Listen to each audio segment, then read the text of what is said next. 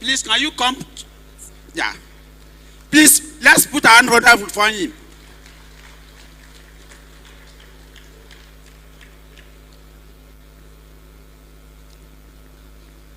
The next presenter is also one of us, and he's going to talk to us on impact of global navigation satellite system ground control points observation on UAV auto-mosaic accuracy, a case study of Ado-Ekiti. The presenter is going to be Surveyor Israel Taiwo. He is from Federal Polytechnic Ado-Ekiti in Ekiti State.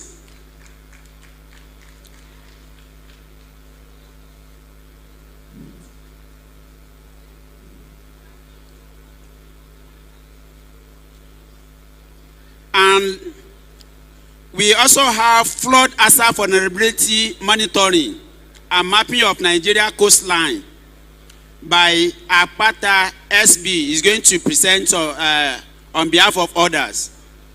Surveyor Apata, he has talked to us this morning.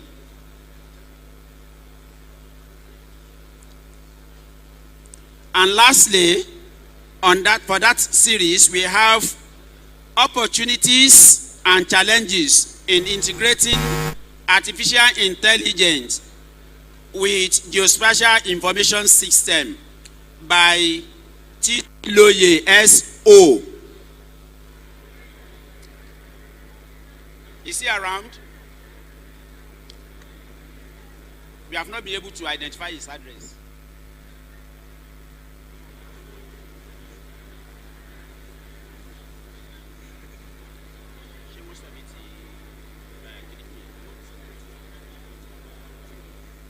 So I will invite the value added.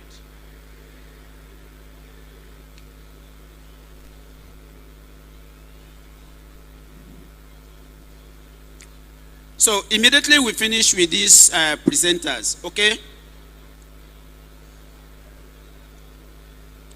And lastly, we have remote sensing and AI, GIS predictive modeling of a land use through land dynamic in Owerri North, Imo State, Nigeria, by Anochogu UE and Chukocha AC. The presenter is going to be Anochogu UE. I hope he's around.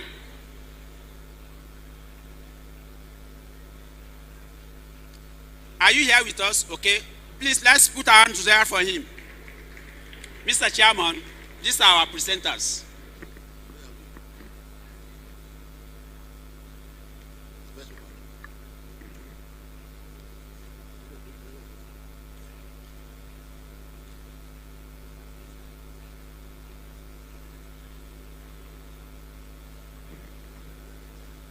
What's your first one?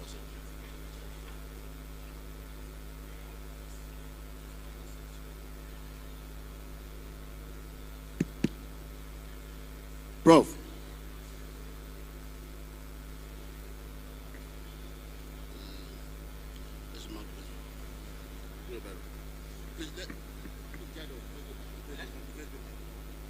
Afternoon session.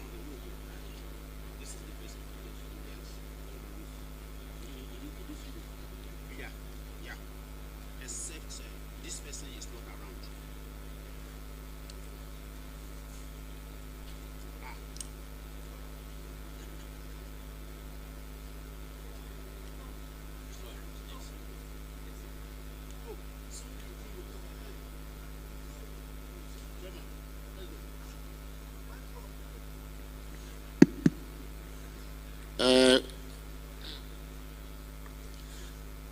Good afternoon, gentlemen and ladies.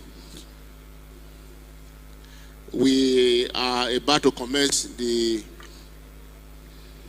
technical session 2, and the first paper here is leveraging remote sensing techniques to assess the impact of flooding on crops it along Niger River area in Nigeria by MJ Fasona, F.A. Adeniwu, I.O. Oladije, O.O.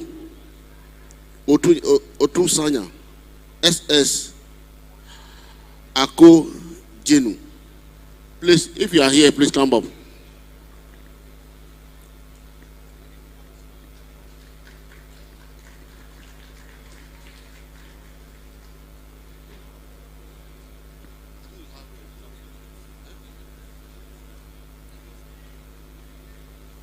The process, ladies, you will tell us your name, your institution if you are a lecturer, or where you work. Thank you. Good afternoon, distinguished ladies and gentlemen. My name is Sovio Folakemi Odunewu. I'm in private practice in Lagos State. This research is part of my MSc thesis at the University of Lagos. I hope to retire as a lecturer sometime in the future. Thank you. The title of my presentation today is Leveraging Remote Sensing Techniques to Assess the Impact of Flooding on Crop Yield along the River Niger area in Nigeria.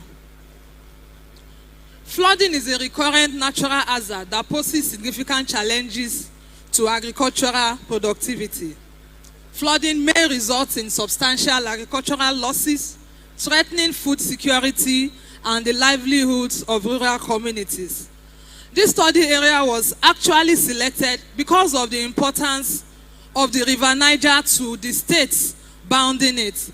And if we are able to bring up the study area, we would see that the study area actually comprises of Kebbi State, Niger State, Kwara State, and Kogi State. Next slide, please. Now, these four states are bounding the River Niger area in Nigeria, and there has been research that shows that there is perennial flooding and retraction of water on this axis that is seasonal.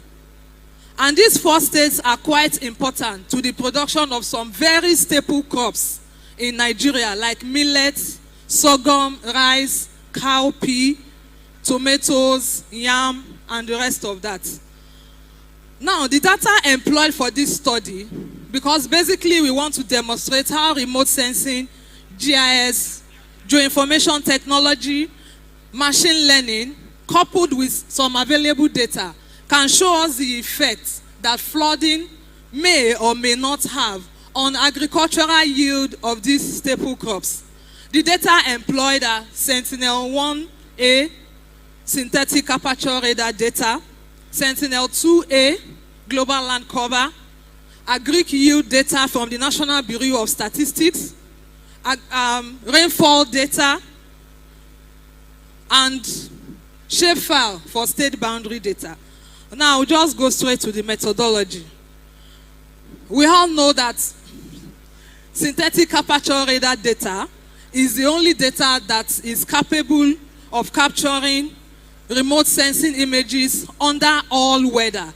And significantly in those areas, there's a lot of cloud cover, which will naturally impact the usability of the freely available Landsat imageries. That is the main reason why the synthetic aperture radar data was employed for this study.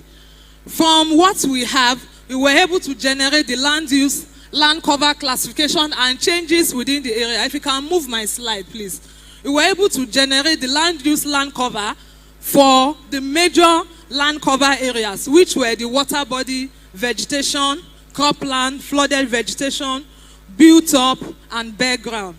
From our analysis, thank you, next slide. From our analysis, we can see that there is a systematic flooding and retraction of flooding, which happens mostly after rainfall has receded. So the main aim of this paper is to see what effect does rainfall have on this perennial flooding. What effect does this flooding have on yield within the study area? In the study area, we discovered that the rainfall peaked within July and August, but flooding peaked between September and October. And using a simple correlation analysis, we discovered that there is a very weak positive correlation between the volume of the rainfall and the occurrence of flooding, which shows significantly that there may be other factors responsible for this flooding and retraction of flood within the area. Some previous studies show that release of water from dams along the route or release of water from the origin of the Niger River, which is in Futajanon Islands, may be partially responsible because the flooding occurred mostly after the rainfall has peaked. Now we go to the yield. We go to the flood extent. Like I said earlier, most of the flooding occurred between September and October. And for the year under study, which is between 2015 and 2022, we discovered that 2022 and 2020 had the highest incidence of flooding. And I'm sure we can all recollect the massive flooding of 2022.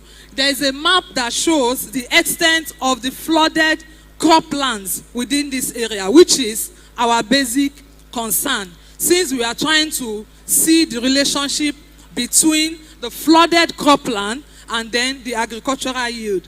Now, taking into account the data that we got, we discovered that in October 2017, only about 14.95 square kilometers of farmland was flooded. In October 2018, about 470.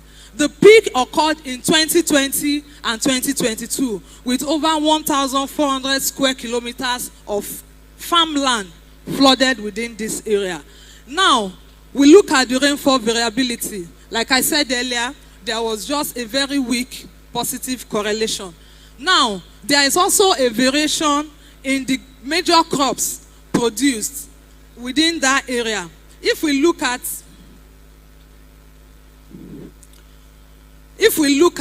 the data from the National Bureau of Statistics and compare it to the area of flooded farmlands, we will see that some staple crops were particularly considered: millet, maize, sorghum, rice, cowpea, cassava, yam, and groundnut.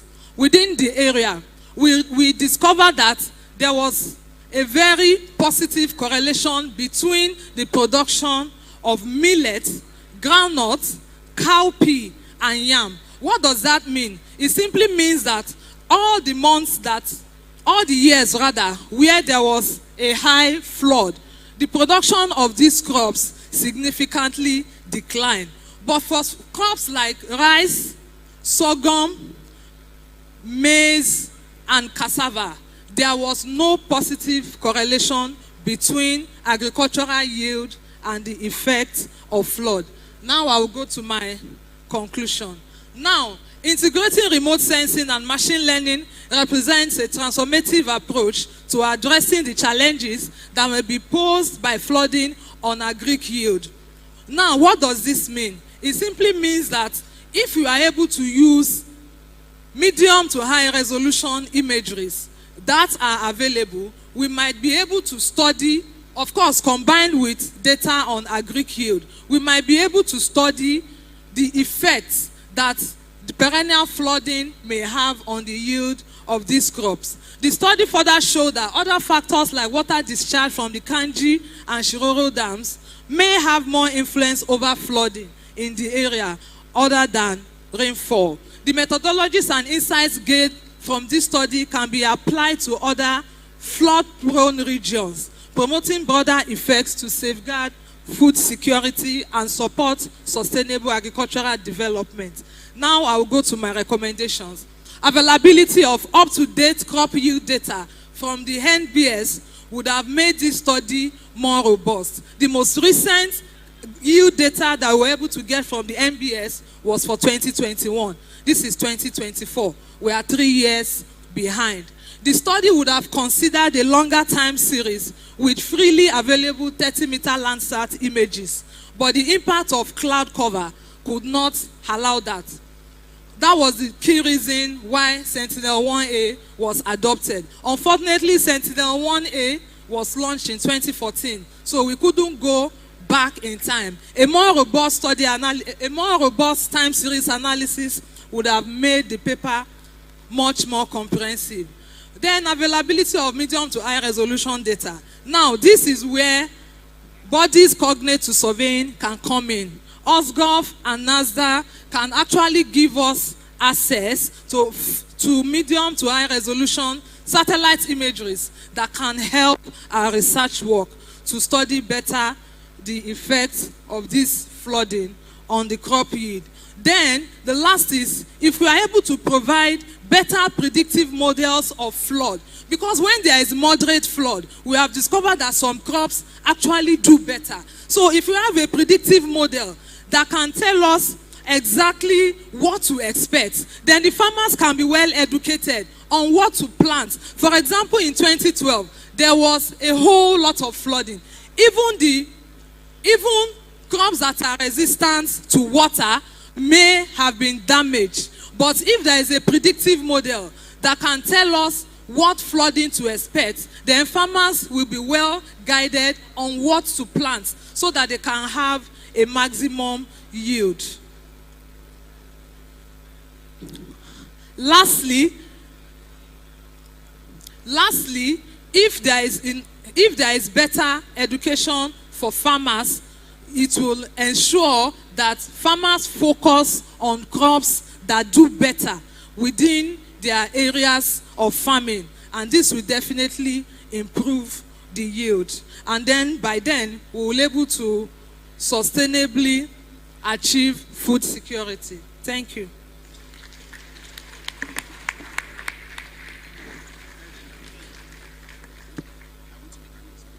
Let me just say thank you very much for that beautiful presentation. The organic committee want to make chairman committee want to make an announcement, please. Yeah, please let's put our hands together for the Assistant Secretary General. There was a time when a man said he is the head of the family, and the woman said, if you are the head, I am the neck. And you know the neck can turn to the head, can turn the head the way she likes. So I want us to just bring in the women now, so that they will be able to turn us properly when they want to turn the head. The next person that will just give us a brief goodwill message and small address is one of our guests. He has been here for some time. She will give us the message and give us something to go home with. It's an estate surveyor and valuer. The name is ESV Barrister Mrs. Osaro Grace. Please, you can just give us the message. Can we put our hand together for one of our friends?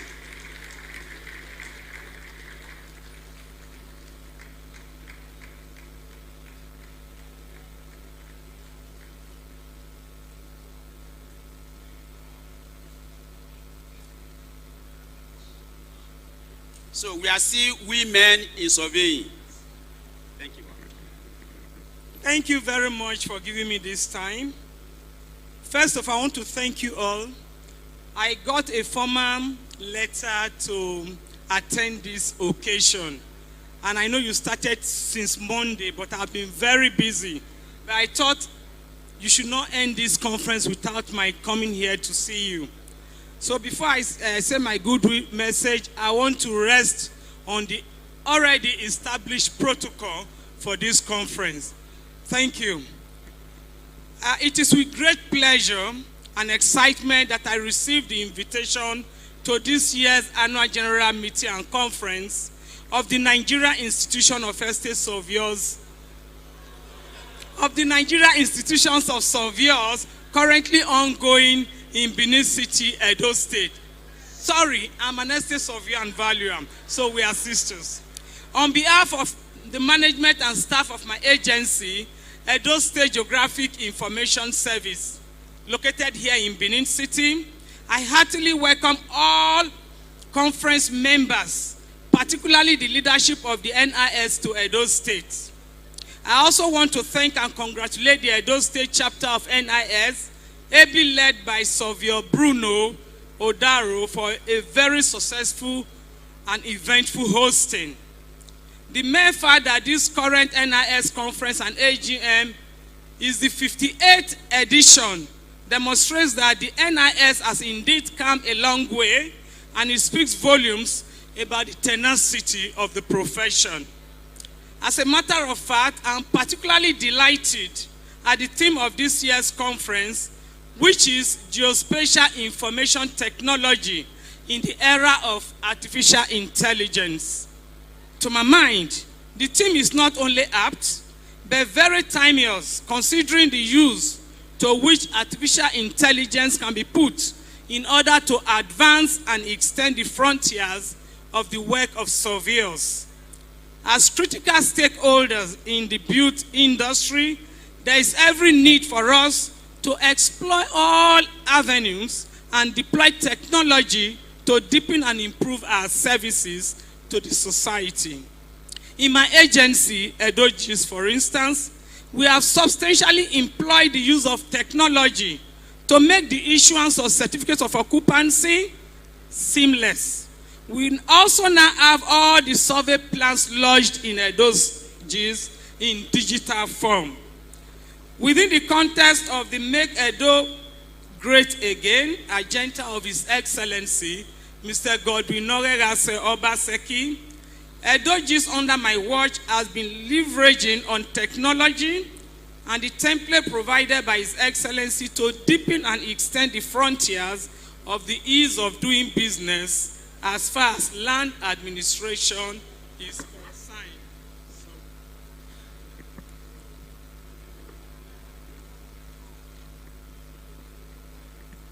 Land administration transactions, acquisition, and titling in Edo State are consigned. Today, there is relative calm, sanity, and overriding peace in the land administration system in Edo State, thanks to His Excellency Godwin Obaseki, his innovative leadership. Once again, I welcome all of you to this ongoing conference and wish you fruitful deliberations. Thank you for coming. Welcome to Edo State, the heartbeat of the nation, the home of culture and hospitality. You are welcome. As the announcer said earlier, women in surveying, women. As he said earlier, I have some handbills to give to you. I'm aware that the Deputy Governor was here yesterday, and he said a lot of things about Edo GIS. Sometimes I think it's a place you have to come and see for yourself. We are paperless, we are fully technological, and even online CFOs are going on already. I have some handbills to display what we do at Edo GIS. And next time you have your conference, you can slot in an event to visit Edo GIS and see what we are really doing there. With artificial technology, I'm sure by the time you come next year, we would have also improved. Thank you very much for listening. God bless you all. Yeah, thank you. Can we put our hands together for the Edo Geographic Information Services? That's the managing director. Sorry, one small announcement again. As we have started the session, the president of the Nigerian Institute of Surveyors just stepped in, and he has been with us to enjoy part of the technical session. Can we appreciate our president, Dr. Surveyor Matthew Olomonlatan Ibitoye? You are welcome, sir. About our business, our finance.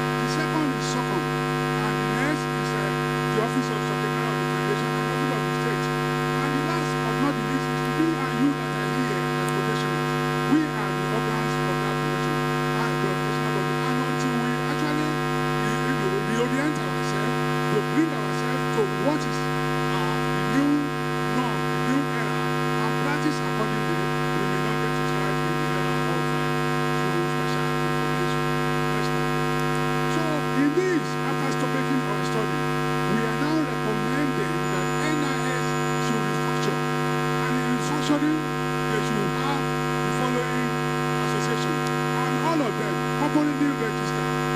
And corporately registered does not mean that independent, just like the structure that we have NMA. All the bodies are not independent because the bodies are deliberate creation of NSC themselves. In their constitution, they recognize them and call them sub-group of them. Then the senate of group, they were allowed to register and function. They have their president, they have their chairman, some of them even award fellowship. And the fact that you are, and if you are a member of NSC, you can belong to at least 3 divisions of the profession. And we can get that done in our own. So in that wise, we are suggesting that we should have association of subjects in general classes, association of subjects in hydrographic classes, association of subjects in construction, energy and telecommunication industry, association of subjects in oil and gas, association of subjects in geospatial technology and physical classes, association of subjects in academic research and decision, and association of subjects in government services. All these are to be corporately registered as bodies. But let's listen to them. We have some fundamental which we discover that is the key that hold them and bound them to their body.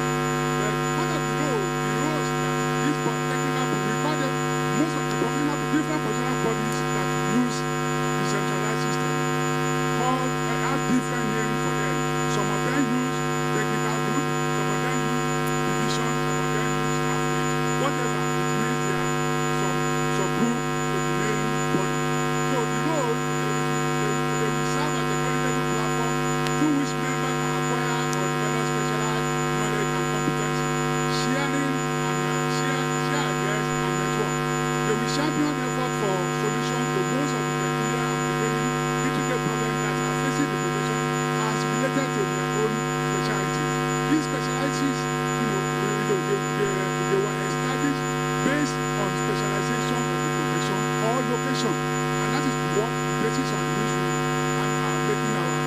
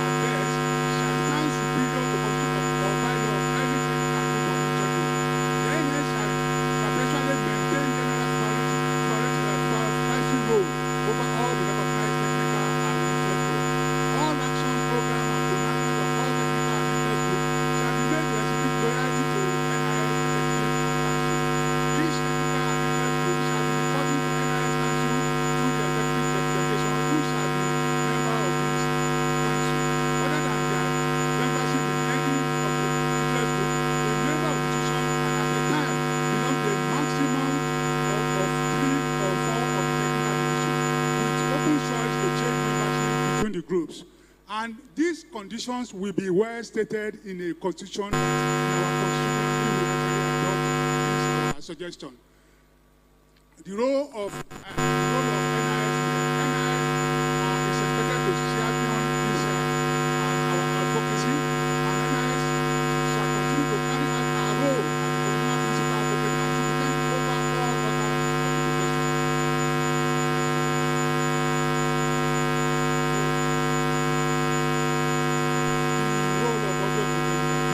Very in the geospatial environment, which is not only cadastral or physical measurement that is the practice. There are so many other intricate practices, deliberate data that we need to collect. And talking of general of the state and the subject of the case should open up to all these aspects so that surveyors can be, the knowledge and expertise of surveyors can be utilized by government and agencies.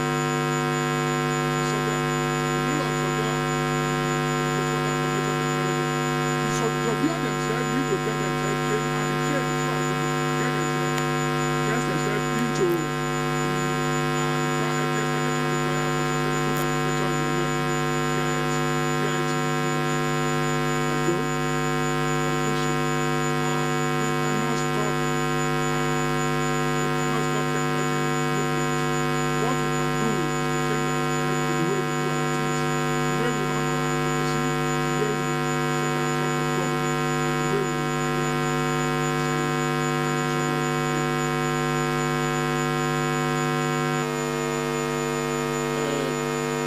Thank you, Savio Bello. I think we can do more by applauding him for what he has presented. We can do more. I think it seems like I'm agreeing with what he's saying because what he's saying that is exists in NSC, Nigeria Society of Engineers. We have different professionals, different associations, but the umbrella body is Nigeria Society of Engineers. Thank you once more. Let me call on the next presenter.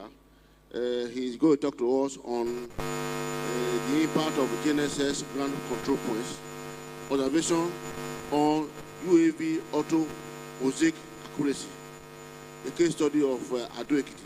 But your name is not here. I think you know yourself. Thank you.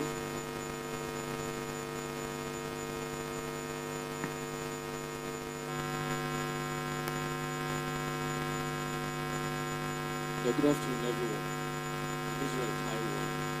I'm from the Federal Polytechnic Ado Ekiti. Yes. I'm making this presentation on behalf of myself and the supervision team in charge of the project. Next slide, please. And then the corrected topic has just been displayed. Thank you.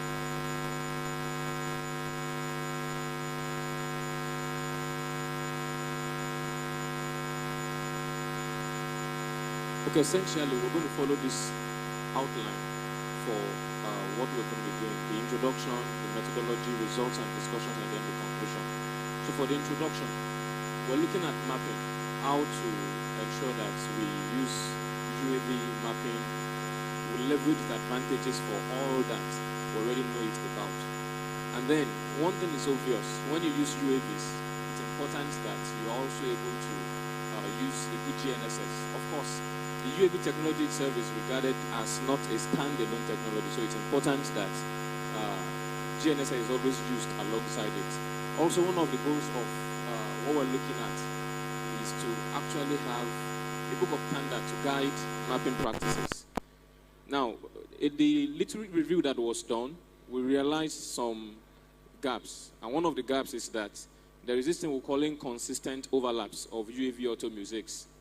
And then we looked at what type of gap it is. It's actually classified as a knowledge stroke application gap because in some countries, this challenge does not exist. But in ours, the challenges exist because some of the equipment we use are actually not as advanced as those ones that some other persons used. Thanks to the presentation made by Savio Chika, who used an RTK UAV drone, which of course produced a better accuracy. So the aim of this project is to evaluate the impact of using, next slide please, is to evaluate the impact of using various GNSS observation techniques for GCP coordination on the accuracy of UAV auto musics. And two objectives were set forth. Number one is to acquire UAV data on contiguous areas and then use 3 methods of GNSS to coordinate the GCPs that we'll be using. Now the second one is now to evaluate the consistency of overlap of what we have. So to the methodology, next slide please. Next. Here's the study area. The study area is within the Federal Polytechnic Ado Ekiti, and it covers that green highlighted part of it. Next slide please. So these are the equipment that were used basically. We used 4 GNSS receivers. We used we use an equipment with a global correction service. So the intention is to adopt different methods to see what really happens to accuracies or causes inconsistencies. So we used the Trimble DA2, which was donated to us to use by a person, and then the license from Trimble itself. And then we used CAC GNSS receivers from some of our surveyors in Ekiti State also. And then we used the one particular CAC GNSS receiver to connect to the core station there in Ekiti. The next slide. So these are the ground markers that were used. We used the 60 and then the 40. The next slide.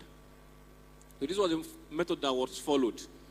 The intention is to fly the UAV and then use these 3 GNSS methods to actually coordinate the GCPs. And then we'll produce 2 overlapping photographs each, and then we'll do the comparison of all of them. Next slide, please. So we use root mean square to compare what we have, and then to see how accurate these things are. Next slide. Next slide. So the very first result that we had is that people complain of not having overlapping images, aerial images. But we realized that these are the camera locations and then the image overlap. The legend showing the image overlap. Areas in blue would realize that they always produce a more consistent overlap when you match them with another image compared to when you go and start trying to compare coordinates in areas shaded in green or yellow. So it's also important that you are able to trim based on the boundary that was used in preparing the flight in the first place. The next slide, please. And then the second result that we had, which was interesting, was that, please, the next slide. Yes, the second result, this is just one of the several images that were displayed earlier on. The second result is that by the right, bottom right here, is the ground marker that was used, one of the ground markers. And then you will see the one observed with the GCS, the Global Connection Service, which is the Trimble DA2, very close to the ground marker. And then the base and rover method, and then the course station that we used, you can see how far it is. If you go back to the earlier slide, that's the way all of them are actually. Please, the next slide. So we did a table to show the differences and then the distances. If you look at the GCS here, under the GCS, the distance between the GCS marker and then the location on the image is what we have here. It's essentially 0 points all through, except for a few points that we have 1.4 or 1.43 there. But every other one for the course and then the base and rover, we had 15 meters and things like that. The next slide, please. So we then did a correlation. We did a correlation to look at what really happened. We correlated the 2D root mean square and distances from the aligned ground marker coordinates of the ground controls for the GCS now. Because when we finished the work, we still realized that we still had an issue with the one that was even close to the ground marker. So we then did a correlation between them, and we realized that, okay, 2 correction services were actually provided by the DA2. So it's not essential to, it's not appropriate to just say the DA2 is closer and then it's more accurate. It's better to even look at what is really happening inside of the DA2, because one uses the S-bus and then one uses the RTX. And these two things, there is a way they differ. They affect the measurements that you'd have. Next slide, please. So we try to produce overlaps. By my right-hand side, sorry, by my left-hand side is a first flight. The right-hand side is another flight. The two of them actually overlap. And then you can hardly be able to point at differences between them. The next slide, please. This one also is from the GNSS-based rover mode. The next slide. And then the last one is from the GCS. We still realize also that all of them look consistent. The next slide. Now, thank you. We now tabulated points. We identified 5 points that could be used for comparison on the images.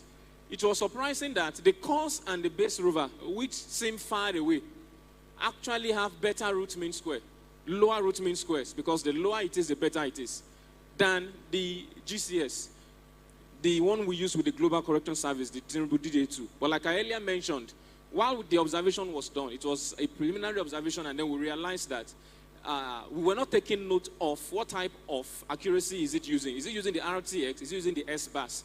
However, even the S-bus, which was the lower accuracy, was still better, closer to than the base rover and the course station when you would examine the two of them on the images we had.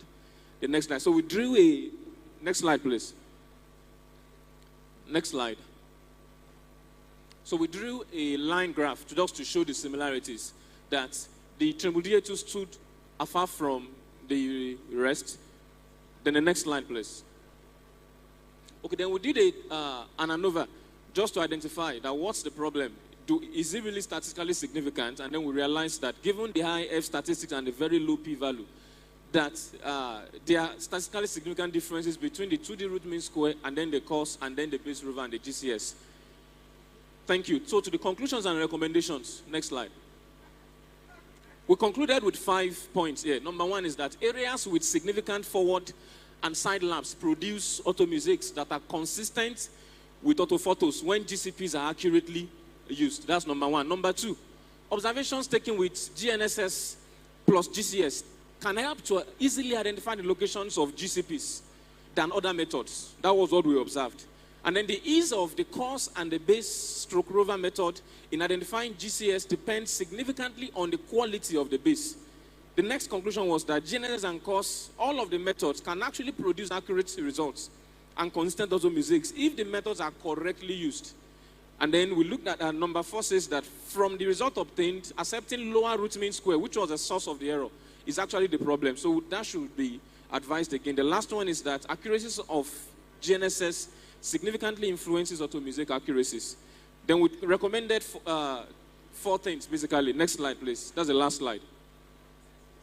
That UAV flights for mapping processes should always have sufficient GCPs, either for coordination when using non-RTK UAVs or for checkpoint when using RTK UAVs, because it's always going to be important to still be able to validate our work as surveyors. So even if you have an RTK drone that flies everywhere, it's still good to have a point that you can always compare the coordinates and then know what's really happening. Then every other recommendation is based for further research. Thank you so much.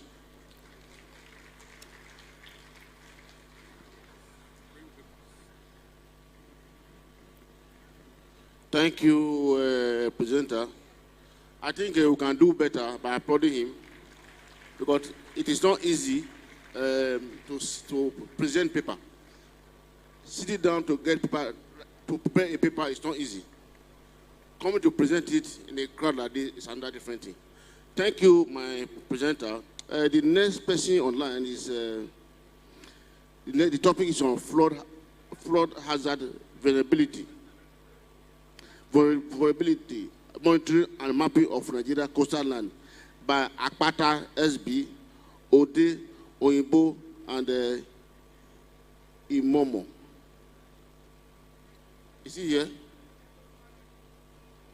Akpata.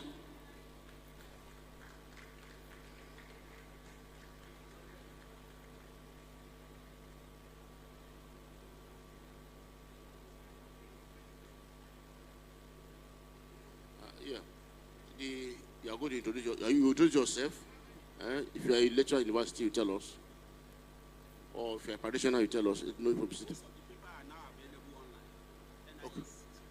Okay. I've just been informed that all the papers are available online. You can check our website online and you see them. So, just 10 minutes, please.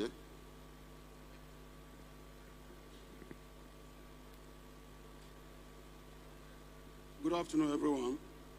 My name is Akpata Sylvester Bam from the Department of Surveying and Geoinformatics, University of Abuja.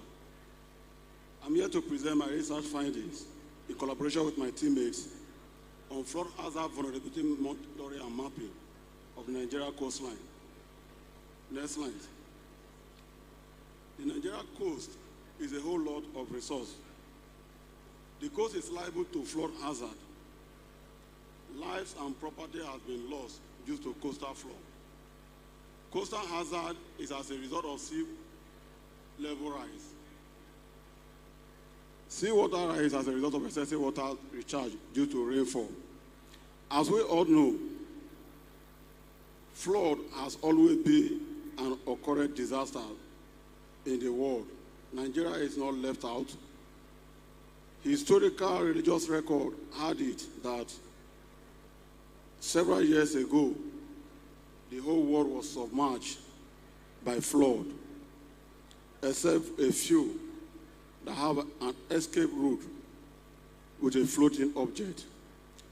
But in our time, we have to develop means of averting flood hazard to save life of valuable souls and resources. The statement and necessitated this research finding are coastal zone in Nigeria face a range of challenges, such as coastal erosion, flooding, explorations of natural resources, marine and coastal pollution, and mangrove depletion. Lives and properties are lost due to coastal hazard. Many homes are frequently submerged by flood and families displaced from their homes. It is important to monitor and identify areas along the coast that is vulnerable to coastal hazard.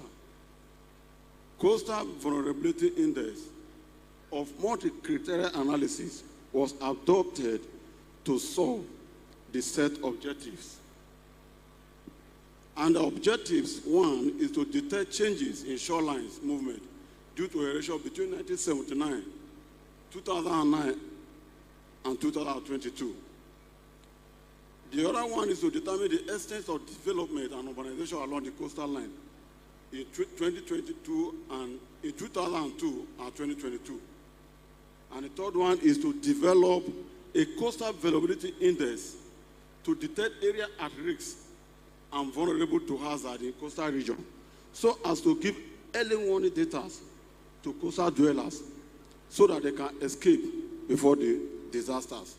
Because over time, many people are taken unaware.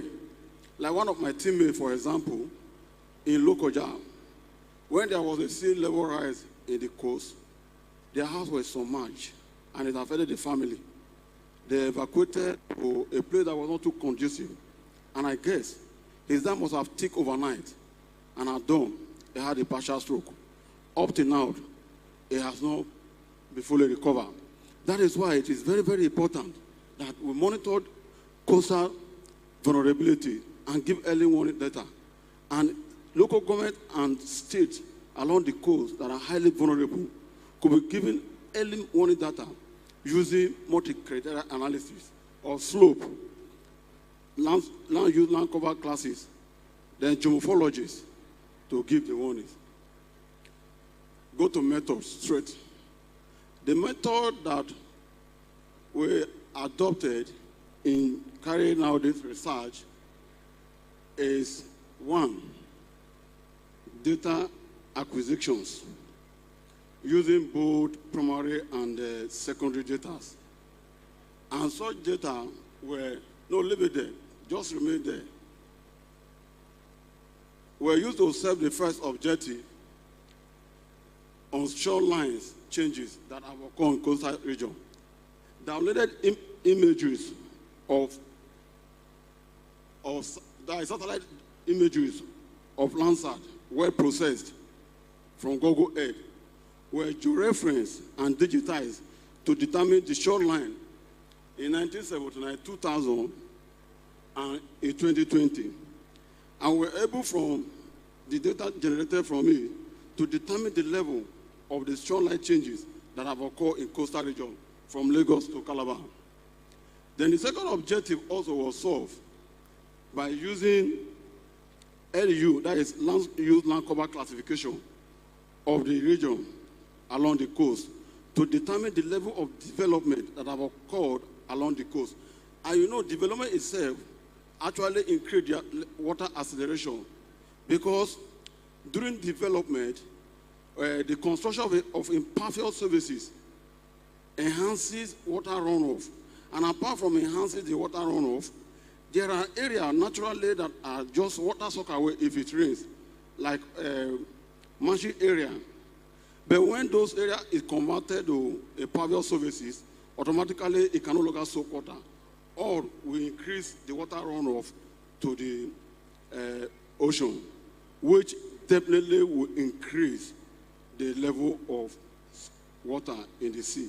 And once that is done, it will automatically push up and block the inflow of water from upland. And that is the reason why you see flooding along the Benue and River Niger trough. The third objective was of using coastal vulnerability index. And the formula for coastal vulnerability index actually corroborated some variables such as A, B, C, D, and E, and F, where A is the risk rating assigned to geomorphology, B, risk rating assigned to land use and land cover, while C is risk rating assigned to elevation, D is risk rating assigned to slope, E is risk rating assigned to mid-tide, and F is risk rating assigned to mid-tidal ridge. Now, how do we model this together to predict coastal vulnerability index? Now, if you have tide, we know we have hydrographers who could give us tidal information about the sea surface level rise.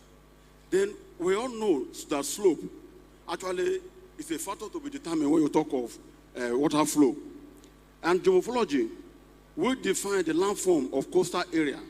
Then when you compare landform of sandy area or rocky area, the washing of those areas is not going to be the same. Then, if we have early warning data from tidal gauge, then we could predict that, okay, since the tide is rising, automatically a disaster is coming. Then you can give warning quickly to coastal dweller, especially the places that is of low level, like a Cremor in Bayelsa State, so that they can easily evacuate before the disasters actually happen. Go to results.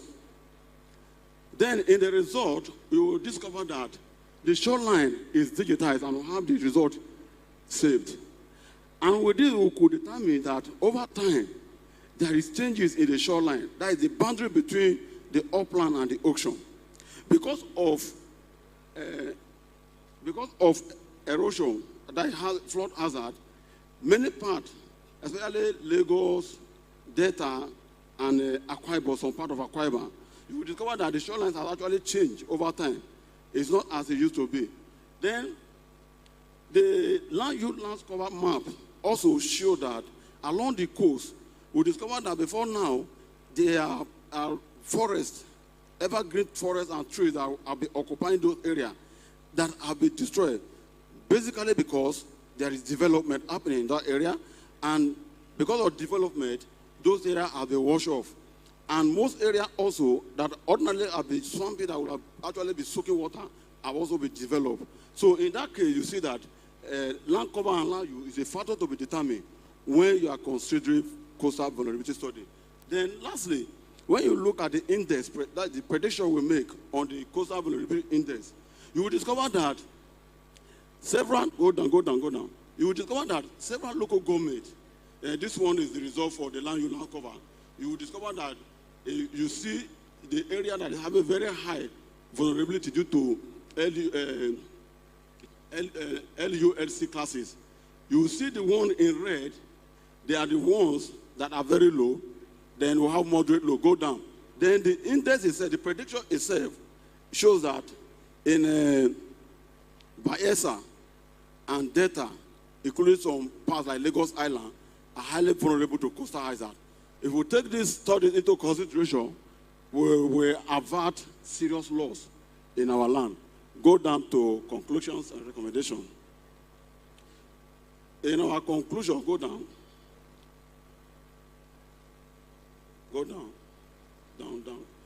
So in our conclusion, we concluded that the only remedy for coastal hazard, since it cannot be avoided because it's a natural occurrence that we cannot escape from, in as far as we are developing, is for us to have a prediction. It's for us to know the actual value of tidal hazard periodically, especially during rainy season. Then give early warning data for people who are located in the coastal vulnerability hazard area to evacuate. Then my recommendation is that efforts should be made to carry out dredging to open water channel in the coastal area to avoid coastal flooding. Because water channel and drainages should be taken into consideration during building and road construction to allow for easy flow of water. Because blockage of water channel is one of the reasons why we have flooding, even in upland, along the coast of the River Niger and River Benue Trough. More also, we have some contribution to knowledge, which we will take home. This study has described model for estimating hazard in the coastal region to serve as early warning data for coastal dwellers to avert disaster and loss. So if you take it into consideration, then you leave before it's become too late. Thank you for listening. My name once again is Akpata SBM. Thank you.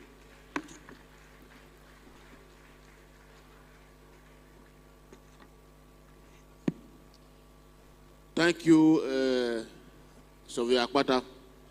I hope you are the brother of the Akpata that will be contesting for the governor of Edo State. Please let's applaud him again. Thank you very much for your presentation. The next person here is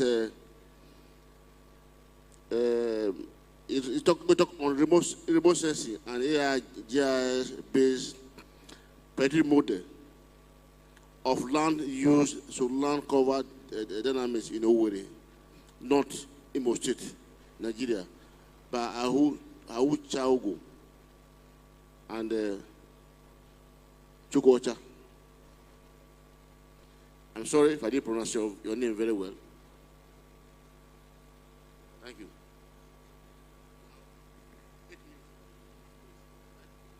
Engineer paper 14. I am Dr. Ahuchok, a lecturer in Federal University of Technology, Owerri. I'm presenting on behalf of myself and Chukwuocha AC. My topic is captions, remote sensing and GIS-based predictive modeling of land use, land cover dynamics in Owerri North in Imo State. Next slide. In contemporary times, the pressure from uncontrolled land use and urban development continue to be a threat to environmental sustainability. Adequate geographic information of natural and man-made resources is required for good understanding, management, and conservation of the environment. It is also well known that conservation of natural environment is vital for sustainable development and to mitigate the gap between demand and supply of natural resources. That is why countries with efficient land governance systems are more prosperous than nations which lack the same. Next slide. Environmental change monitoring facilitates understanding of land use, spatiotemporal changes, and their major drivers. Therefore, for sustainable management of urban areas, continuous monitoring and prediction of environmental damages over time using state-of-the-art techniques is necessary. Next slide. As a result of rapid growth in population, coupled with unprecedented accelerated economic activities, the pace of land use change and environmental degradation continues in alarming rate in Owerri and its environs. Some of the consequences of these changes include erosion, reduction of vegetation areas, and flood. Notwithstanding previous initiatives, there has not been any study to carry predictive modeling of land use, land cover change in Owerri for long-term planning. Next slide.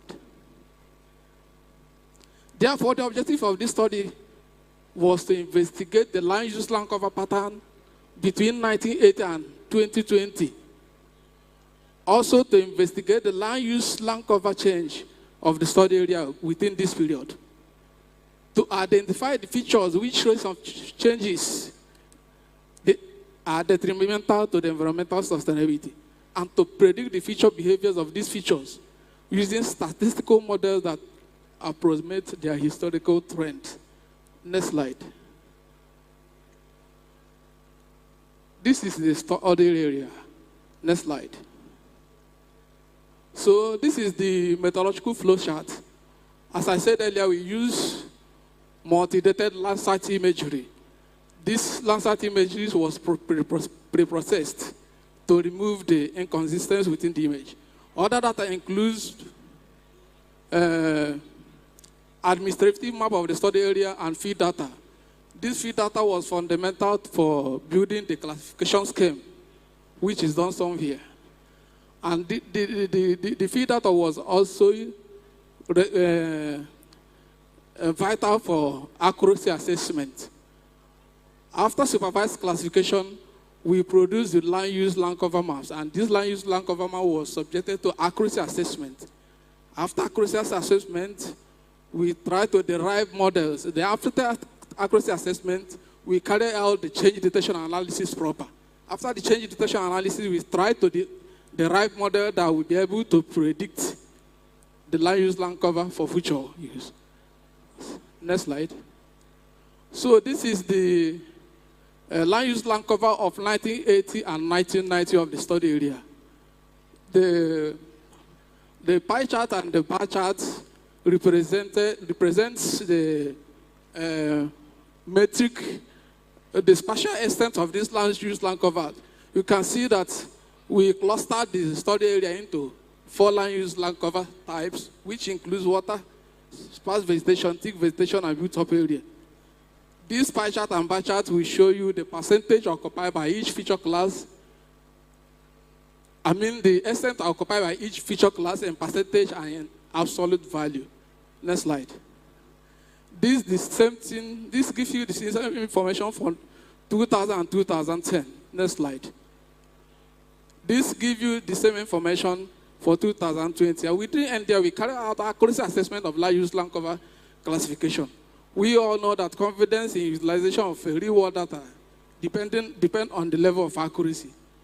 And accuracy of land use classification is being carried out using confusion matrix. Confusion matrix uses some using some metric parameters to determine the level of accuracy. It shows how faithfully the classified pixels are able to represent reality. For example, this is the table there is confusion matrix of 2020. We can use the matrix we derive, accuracy metric we derived there was producer's accuracy, user's accuracy, overall accuracy, and kappa statistics. Go up. So table 2 there is try to show you the overall accuracy of the land use land cover classification between 1980 and 220. And the table below shows the result of land use land cover classification. From the summary, we were able to ascertain that the overall accuracy range is between 89.01% and 93.54%. And the kappa statistics is between 8.8432 and 9.50%. Also, the change detection analysis, no, go down. The change analysis shows that between 1980 and 1920, sparse vegetation and thick vegetation classes decreased by 5.42% and 26.86%, while water bodies and built-up area increased by 3.95 and 28.31%. Go up. So we didn't end there. We tried to present the trend of this land use land cover changes using the histogram and the line graph. We were able to realize that the problem lies in the rate of increase of thick vegetation and built-up area. Then based on that, we try to derive models that can be used to predict their future trend. And we derive a lot of models, and the best one was selected based on least square criterion. Go down. So equation 1 and equation 2 are the model derived. We tried to see how good this model was. We decided to predict the observed. We decided to predict the observed. We didn't only end there. We used certain evaluation metrics. As you can see, in table 5 are the evaluation metrics that we can use. We use to show the accuracy level of the model we derived. Go down. Then we use the model to predict. You can see that it was estimated that by the year 2070, the spatial coverage of thick vegetation will reduce to 1.5 square kilometers, while that of built-up area will increase to 66.47%. You can see that at that point, even a human being at that level of sickness will enter into coma. So it's not a joke. Then we made some recommendation that there should be stronger urban development policies within the study area. For example, environmental impact assessment should be carried out before approval of any developmental project. Planting of trees and establishment of forest reserve should be encouraged.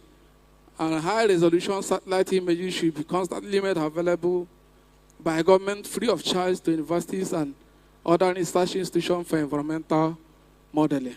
That's my place. Next slide, okay. Remain blessed.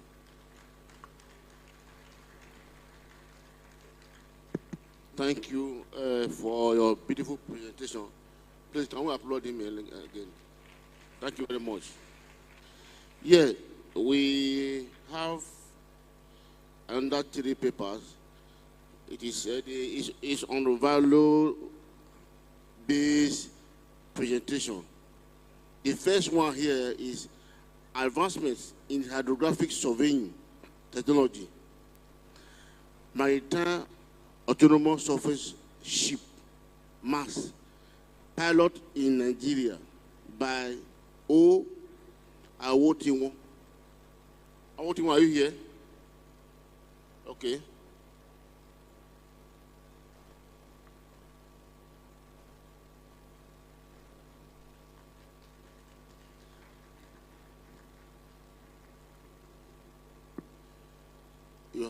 You have, thank you, you are welcome. The mode is introduce yourself, 8 minutes of presentation, so you can leave on time. Good afternoon, ladies and gentlemen. My name is Olushola Wotiwon. I work with Shell Petroleum Development Company of Nigeria Limited. I'm based in Lagos. I'm here to share a story with you, a story of the department's drive journey to move from traditional surveying techniques into an autonomous surveying technique for seabed surveys, cartographic surveys in the shallow water space. Next slide, please. This is my talking point.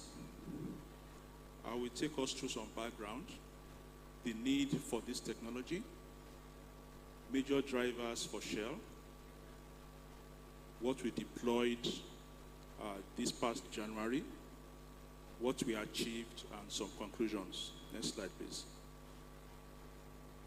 So we started the journey for MAS, which is an acronym for Maritime Autonomous Surface Ships, that takes away the need for having personnel on survey vessels offshore.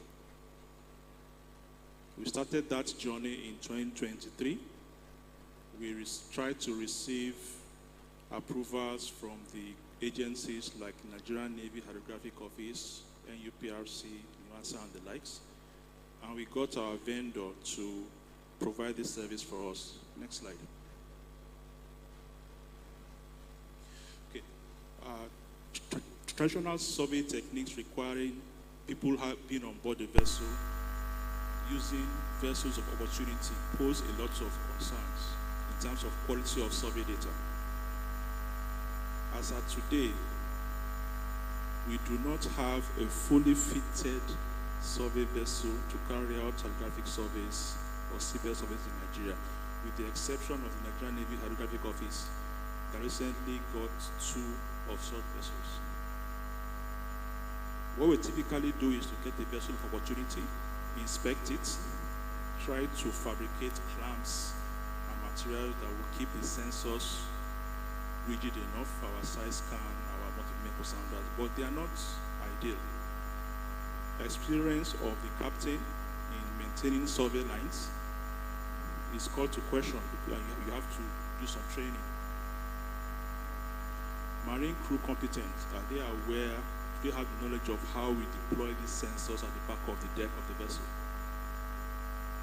Type of vessel that we use, noise from the vessel thrusters as it affects the sensors, also affects the quality of the survey data. Next slide, please. So in Shell, we wanted to simplify the way we do things. And in that, guys, it means we don't want to put people offshore anymore to work. We want to eliminate that risk. We want to reduce greenhouse gas effects. We want to improve our data acquisition and data quality, and we want to manage the costs, not have an escalation. And in that way, we wanted to improve the quality of service in country by leveraging on a Nigerian contractor to execute this pilot project, and that will improve their own in-country capability. Next slide. Okay, this is the meat of the matter. So this is the MAS system. It is fully autonomous. It has all the survey sensors required to carry out hydrographic surveys or seabed surveys in the shallow water space, echo sounders, multi-beam, positioning systems, Starlink antenna for internet service for data transmission and reception, different other payloads. So what happens is that when we deployed this for a project in Bonny, we deployed off Bonny Island onto the jetty. We had an operator, a remote operator with a joystick, drove the mast system to the open waters and handed over the control to a remote operations center based in Port Harcourt. It could be in the UK, it could be in Lagos, it could be anywhere. So the remote operations center monitored the operations of the USV and they did some intervention. For instance, if it's heading towards a shore or an incoming vessel, they can redirect the mast system. It also has a navigation screen for you to view. You can see a lot of other vessels around the area on real time. You can monitor the amount of fuel it's using. Good thing about this system is that it uses lithium-ion batteries. It's a primary system for propulsion and powering the sensors, and a diesel generator, all in here. The tank of the generator is 170 liters. So how it works is such that when the battery comes as low as 45%, the remote operations center triggers the diesel generator, comes on, charges the battery. The work doesn't stop. It continues. Generator charges the battery, gets to 100%, the remote operating center turns off the generator, and the work goes on. To summarize, we did this work in Bonny Island to map a 60-kilometer by 1 kilometer width pipeline route, and the results are outstanding. Next slide, please. So, just to point out one or two things, typically with a survey vessel, you will not come within 8 meters of water depth in the shallow area. But with this system, we're able to go as shallow as 2 meters. The image on the upper right, those are mosaics that are from the multi-beam echo sounder, and they clearly show existing pipelines within 3 meters of water depth. The lower image shows a pipeline, and you can see some dark blue shaded areas around the rectangular shaped body. That rectangular shaped body is a cage that is used to cover a valve on the pipeline. And that blue area denotes scours. There are some dynamics around that area that is showing that some parts of the seabed is being eroded. So those are the kind of information that we don't typically see when we use our traditional survey techniques. Next slide, please. So, some achievements for us. We had nobody on any vessel working offshore. We just had one person in Bonny Terminal doing the operations. The mast system can work. It actually works offshore continuously 24 hours for 7 days. We had to come back to refuel the diesel. That was why we came back. If we had a bigger tank, we would have continued working. So we had 97, this is actually 93% HSC exposure reduction because we had nobody offshore working. We had 97% CO2 reduction. If we had used a typical survey vessel to do this work, we would have consumed around 40,000 liters of diesel for that 3 weeks to 1 month of operation. But for this operation, we consumed only 300 liters. We moved from 40,000 liters to 300 liters, which is remarkable. We had an increase in productivity of 54% because the mast system worked 24 hours a day. For a traditional survey vessel, you work daylight hours only. You go and anchor at a safe place overnight because of the risk of working overnight. And in the morning, you pick up anchors and you continue. And because we were able to work 24 hours, we were able to cut down our costs by 22%. So this achievement was a milestone for us. We worked with our vendor, Compass Service Limited, and as well as their own technical partner on managed service solutions in the UK. Next slide. This is my conclusion here. So globally, we see companies, survey companies who provide services offshore, move from manned survey vessels to an unmanned survey system because of the benefits that we've just gone through. This is what we experience ourselves in country. And we are seeing every year, having attended some conferences over the years, that more companies are leaving that space and investing in the mass system. Now in Nigeria, we have many regional fields opening up. Shallow water is opening up, owned by Nigerian oil companies. I believe that the time is right for us to start looking at transiting from traditional survey means for shallow water areas into the mass system. The benefits cannot be overemphasized. Thank you for listening. I appreciate your time. Thank you very much for this wonderful presentation. I think we can do better. I'll give you an applause. Yeah. Autonomous vehicle is the in thing now in water body because of the advantage it has, you know, accident-free. One of my friends was telling me recently that he almost died in the sea while doing hydrographic work. But with this, I think the course is clear for us. The next person online is Olu Borode. Please permit me to. Is on second and sources of cadastral mapping in Nigeria by Olu Borode. Olu Borode. Okay. That's why it's better. Whichever way you call it is okay. Thank you. I want to stand on the existing protocol. The title of this paper is SOCON and Success of Cadastral Mapping in Nigeria. We all know that the success of SOCON is our success because we are all connected to SOCON. Next slide, please. My introduction. The peculiarity of cadastral mapping in Nigeria. Cadastral mapping happens to be the most practiced and most patronized aspect of surveying.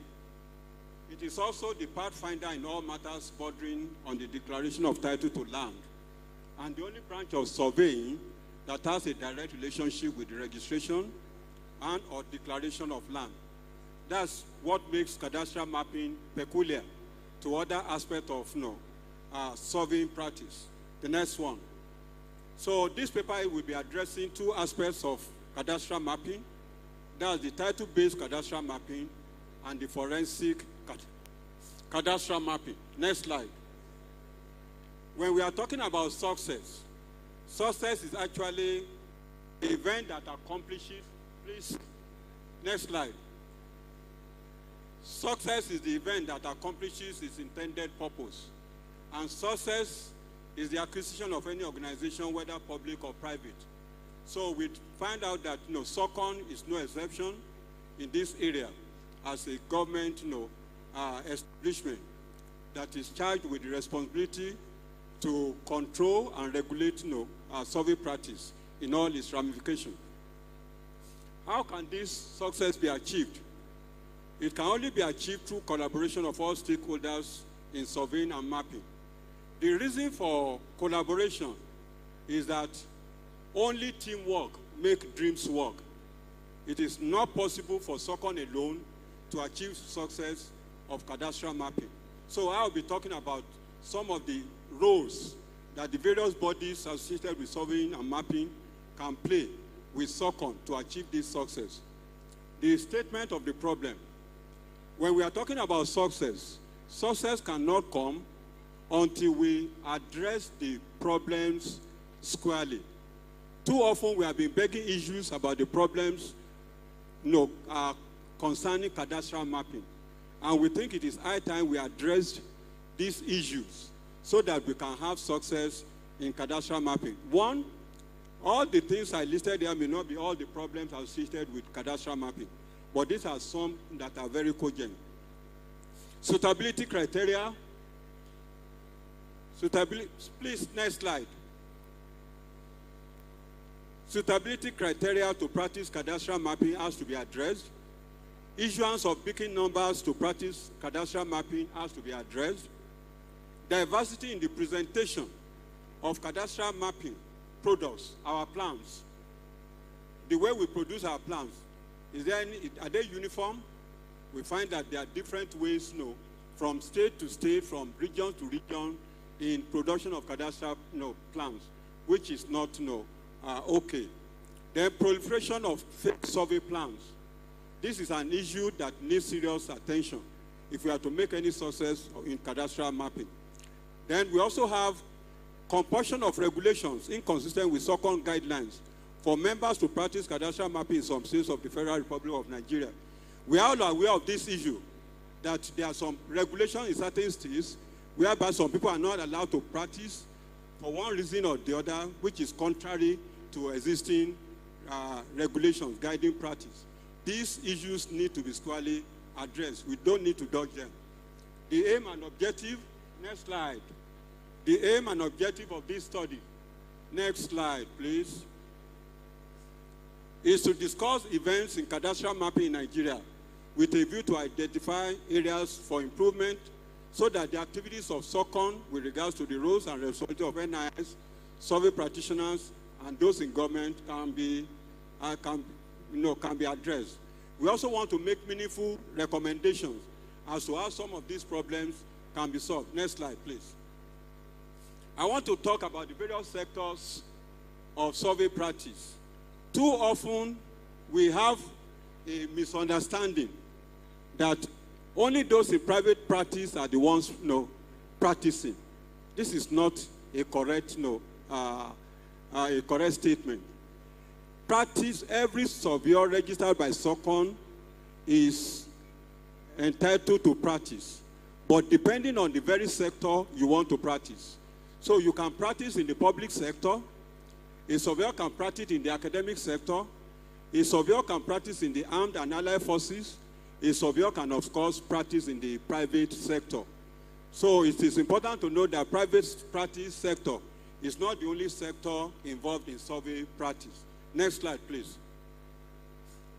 So we have principal actors and we have stakeholders for the success of cadastral mapping in Nigeria.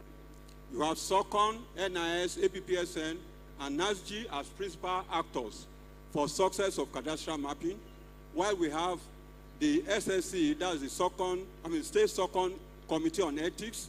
We have the public, and then we have the various agencies of government as stakeholders in order to achieve success of cadastral mapping. Next slide, please. Next slide. I have here the interconnectivity of the success, of the principal actors. Those of us of the old school, you will know that if you have an equilateral triangle, the only way you can get a circle in that equilateral triangle is to have what we call some lines dividing those angles of all the three angles, and then the center. The radius of those lines will give you that particular circle. That circle is what I call the success circle of cadastral mapping. And you can achieve that, you can get that circle when to touch the three sides of the triangle, equilateral triangle, which means NIS, the practitioners, and SOCON have equal participation, equal roles to be able to map success in cadastral mapping. And then the stakeholders, which are the public, the SSC, and all agencies of government, also have their meaningful contributions to be able to bring about this circle for overall success of cadastral mapping. Next slide, please. There are some issues we need to consider to achieve success of cadastral mapping. One, uniformity of cadastral plan presentation. You have some plans, what we call origin, what we call projection system, and the mode of description. In some states, you have people saying this plan, this is the plan of property of so-so-so. Others say this is the plan said to belong to so-so-so. So there should be uniformity in all these areas if you are to have success in cadastral mapping, so that you don't have a plan in one state different from the way it is presented in another state. There must be a uniformity. Then the differentiation of public property from private property. The SOCON 2020 guidelines, actually, if you are looking at that, it means it appropriates the use of PB, because all speaking numbers are to be issued by SOCON. So if that be the case, how do you differentiate public property from private property if all are just SOCON numbers? We need to address that. Then we also have the issue of revalidation of cadastral plans. If a plan has been produced over 10 years and you want to use it now, we are advocating that there should be a revalidation of those plans to meet the current needs. Then we also find that there is the need for legislation to enforce or submission of plans to be attached to building plans. All these have to go by legislation. Next slide, please. Also, the MCPD, we said, should have points so that it should be used in elevation or consideration of all members. And also a review of requirements to be met. Well, we have newly set of surveyors who are just being inducted to practice. If you are asking those surveyors immediately after being registered to have office and to meet regulations stipulated by SOCON, we all know that this is a little difficult for them, except we have to cut corners. So we are advocating that what is practiced in the legal profession, whereby young surveyors who are coming out can have association or have a form of associate with principal partners for a period, a stipulated period, whereby they can use their office and facilities to the time they will be able to gather enough financial strength to have their own office to meet up with SOCON standard. Next slide. We have cardinal points for success of cadastral mapping that you can that you can see in the next screen. Now, some of the recommendations. Next slide, please.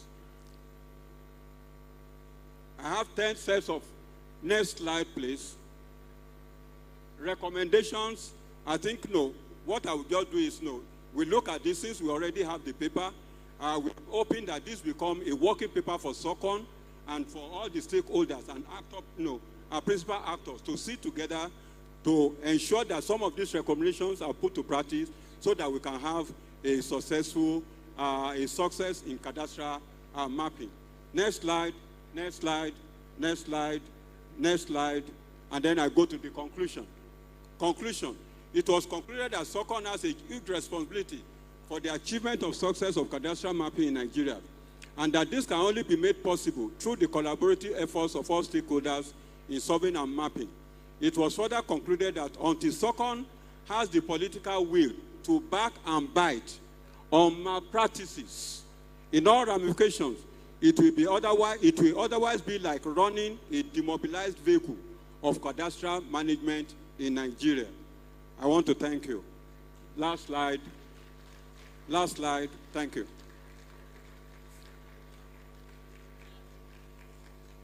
Thank you, sir. Surveyor Olu Borode. Can you applaud him again? Please pardon me, I'm not from the West.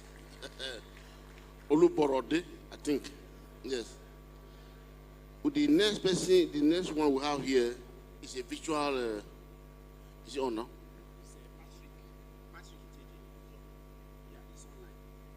Good. Okay. The next presentation is by Patrick Otoje, is visual, and the topic is development of geospatial solutions to support the mitigation of increasing surface temperature in Nigerian city. It's online. Let us see. Yeah. No.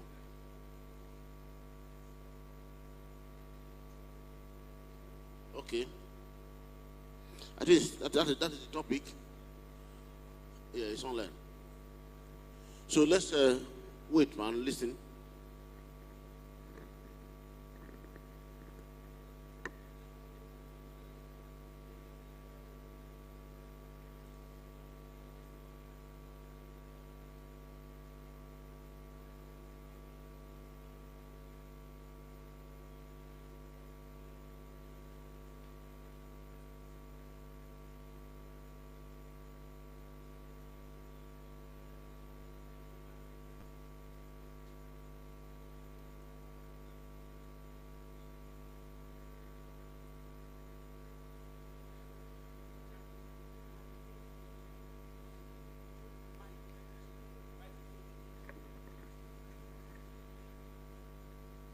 Researchers I'm also working with. My name is Patrick Eneche, and so far so good. We've been working with stakeholders from Nigeria, and yeah, it was also a great opportunity too for us to present quickly what we are doing and how surveyors can be part of this whole idea.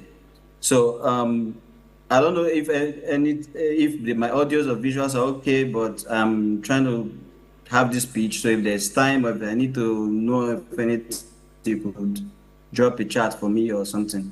Yeah, but let me quickly run down on this. This is the central essence of our research, and it's purely about what makes cities very hot and how can it be strategically reduced. Because there are so many ways of doing this, there are so many ways of solving this, but we are trying to come up with a better strategy of fixing these whole issues. And this is the driving point for us. And of course, if you really have felt that our cities are getting hotter than they used to be, then this is something we are all encouraged to put our hands together to fix.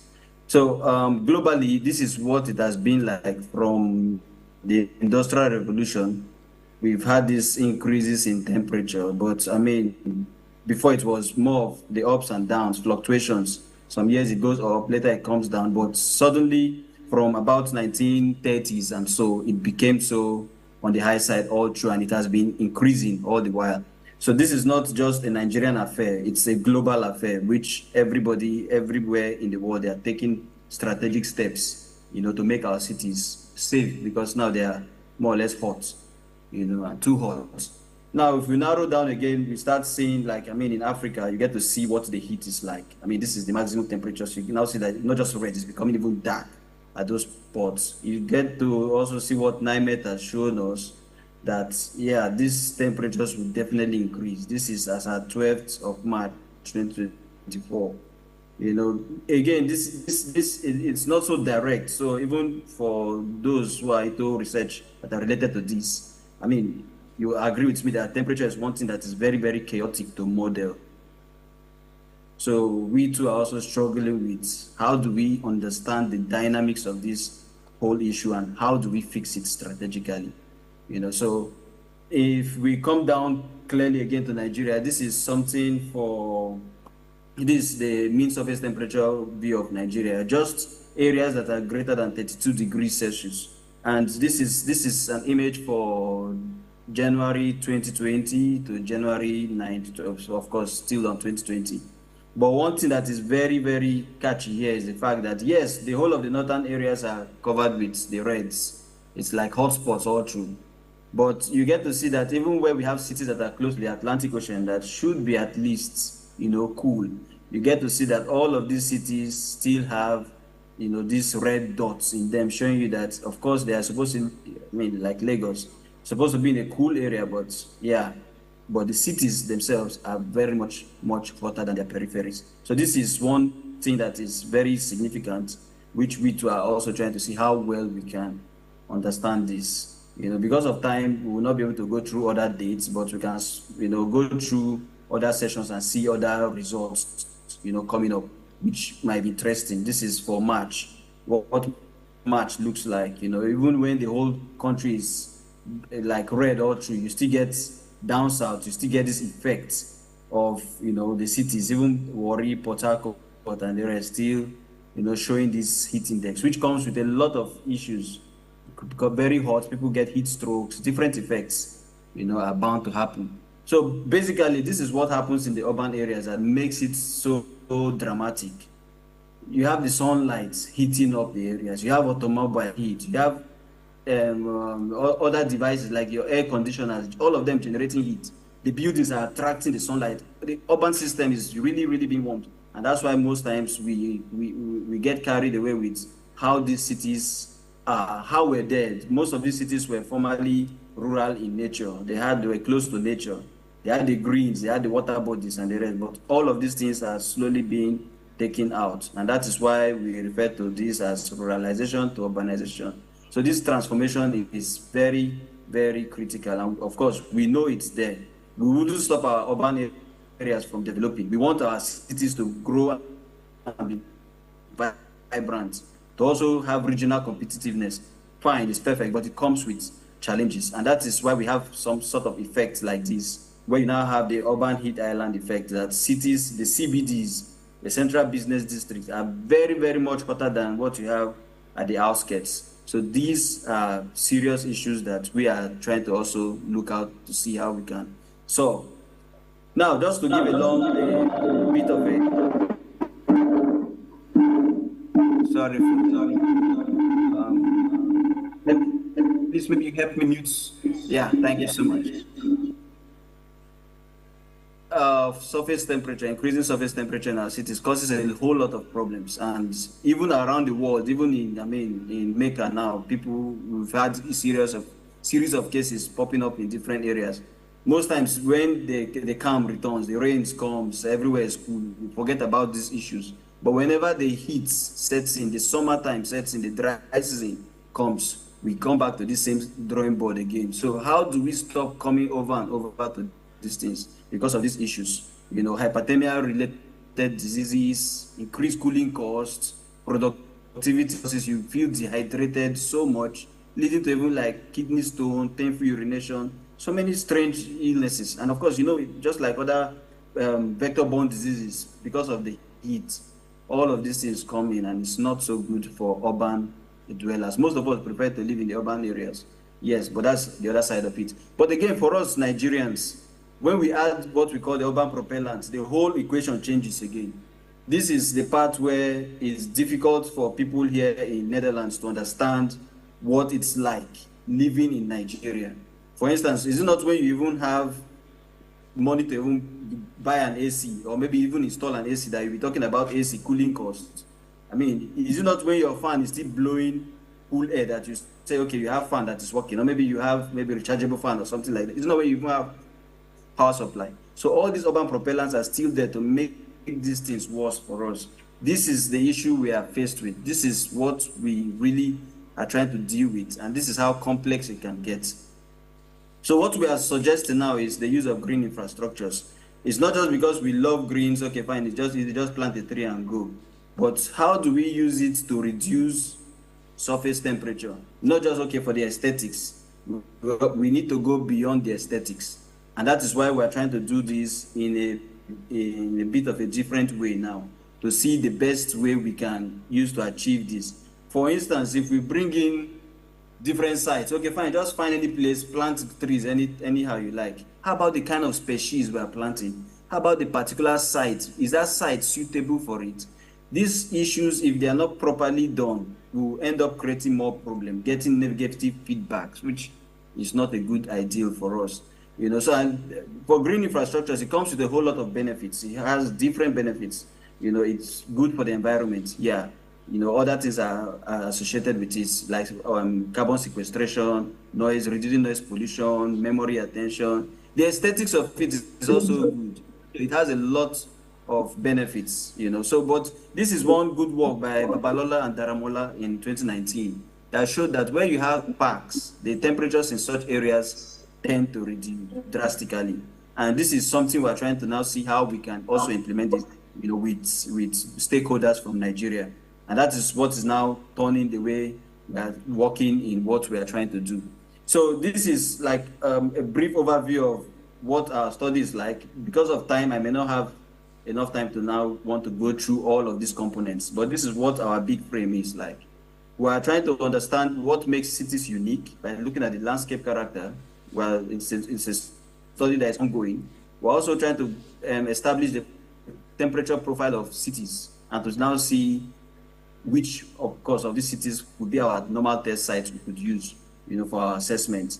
And we're also, again, working with stakeholders, different types of stakeholders. We have surveyors, data analysts, architects, estate developers, urban planners, geographers, like anybody who really wants to contribute to this is welcome. Like we want to get a nouns aspect of what we are doing so that we don't end up fixing one problem and creating another. So we need experts to now come together to see how we can make this scientific work open, get citizens to cooperate, to also contribute, and also make it actionable. So that at the end of the day, when we come up with our tool, which is what we have down here, this is the end point where we come up with a green infrastructure-based planning support system. It becomes something that truly should be reflecting what we have on ground, the realities on ground, not just, okay, fine, we just come up with a tool.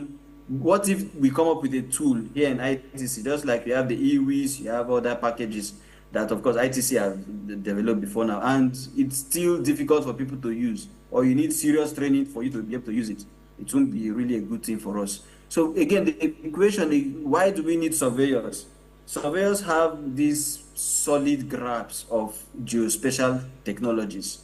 And this is one of those areas that there's nothing you can do about it. The town planners cannot change it. This is the area where surveyors go in to handle large urban data sets. You have the technological expertise. You have analytical prowess. If it comes to the analysis, even pushing for positional, different forms of accuracy, I mean, the surveyors will do very, very much well in this aspect. It's not just maybe the artistic or maybe the subjective aspect of it, but when it comes to being very objective, we know surveyors can do that. And then you also have so much about identification of and even optimization of green spaces. You know where green spaces are, you know where all of these things are bound. And some of these data sets you already have in your repositories. And these are the kind of things we would also want to be building on. So because of time, please, I would be going on. So this is what we are looking out to achieve. We are trying to bring in different knowledge frames together. This is more or less like collaborative, interdisciplinary research. So it's not about, because of time, I mean, I wouldn't be able to say that, but even in our own makeup as researchers now in the ITC, we have different people coming from different backgrounds to contribute to what we are doing. And it was still from that way we were able to identify our ministries, departments, and agencies we are working with. So we've done that part to identify people we want to work with. And now we've also started getting people who volunteer to also be part of what we are doing. So all this knowledge is coming from different aspects. Some people are coming based on their belief system, just belief system. And they are so sure that they know what is actually responsible for the heating up of these cities. Just their belief. This is not scientific.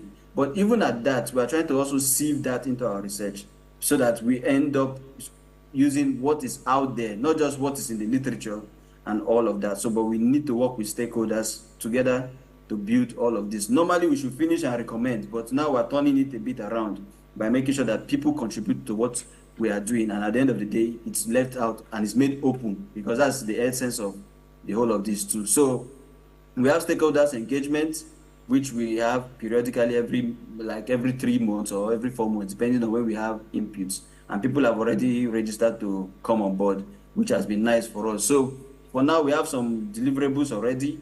And like I said, everything we do here, we try to also keep it open, because at the end of the day, most times if you put a peg on a price tag on all of these things, it may not even go anywhere. But at least it's good for surveyors to know that some of these data sets are already made available. It's open, that you can download it freely, you can use it freely, and get on with. I mean, those who are also interested in areas like, environmental hazards, disaster mapping, and things like that. Some of these data sets are also very useful. So we have articles published already, data sets, so then the dashboard also to show how some of these things are. So most times we try to also simplify our results. So it's not just, okay, fine, we just give you the result, whether it works or not. We try to simplify it so that if you also want to get more knowledge, rather than going to read all the articles afresh, you can just have some simple dashboards to play with. Some of these dashboards are things we also share during the workshop, where people get to play with them and see what works, and how we also decide what to use in our modeling, our or what not to use in our modeling. So it's democratic in a way. So this is one of those things. So I think I would like to end here by saying, yes, we are really happy to extend this, and I'm working with my people from ITC, YAP, and DEMO. They were all at FIG, and they were also very happy that this, of course, will be shared with surveyors too.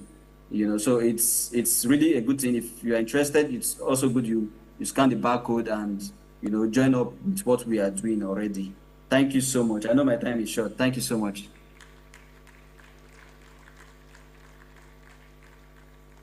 Yep. Thank you very much. I know you're not hearing me. Thank you very much, Patrick. And okay. Hello. For those who want to collaborate with this person, he has sent a copy of what you are seeing on the board, on the screen, and it's pasted somewhere by our left and right side, and one is just at the doorstep there. So if you just want to collaborate with him, what you do is, if you have QR scanner, just snap the thing and you get it. Smart camera also, you can do it. So if you are interested in this project, which he has explained to us, and you want to collaborate, that's what you just need to do. So we find a way of making the soft copy also available on some of our platform. Yeah, thank you very much. The time is not by our side again. We still have discussion forum. Yes, thank you very much, ladies and gentlemen. Patrick has done some presentation online. Let us see if we can ask some questions for those that present. Okay, I will start by the man on white. No, it's okay. No, sorry. Number 1, number 2, number 3, number 4, number 5, number 6, number 7, number 8, number 9, number 10. I think 10 is okay. Okay, 11. Okay, number 1.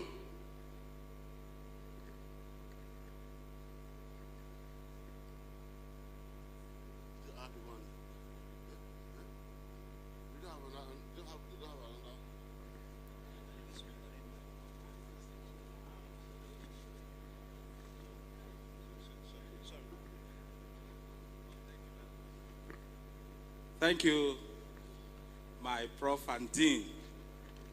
My name is Lawrence Hart from River State University. All right. I want to just ask some questions to my friend, Akwata. It's working, right? And one of the things that bothered me about the work is the interchange of coastline and shoreline. They are not the same, so I wouldn't know how you place them. And then in your analysis of the coastal hazards, for me, you use an unequal epoch and all of that. So why do you have to do that? So, and then you were talking about the basic year or epoch. I wanted to understand that. So first of all, clarifying the coastlines are not the same things as the shorelines. And the characteristics or the dynamics of the coastlines are not the same with that of shorelines. And some of the communities you mentioned that are along those coastlines can't have flooding because they are actually around tidal rivers or tidal seas. So we have high and low tides. So maybe you may wish to clarify that. And then I have some concern about the Coastal Vulnerability Index. How did you assume that the variables are linear? How did you just assume that all of those variables, as they their relationship, they are just linear? Particularly as you look at the complex phenomena of the coastline as you have to look at it. So that is that. For the presentation by Chef. Yes. Okay. Chef, please, just to ask, it's beautiful, but I'm worried because you didn't clarify some of those sensors are using inertial coordinate systems. How do you synchronize them with the positioning systems? We have seen the pictorials, they are fine, they are beautiful. But because of the criticality of the facilities you are, trying to map, particularly the seafloor characteristics, you need to tell us how those things are synchronized. The transponders on the seafloor for positioning of subsurface infrastructures, how do you link them with these sensors in terms of the coordinate systems? They are quite important to us, just beyond just the fact that they're autonomous vessels, but we need to be able to situate them so that it will really make sense in true positioning, navigation, and timing. Thank you very much, Mr. Chairman.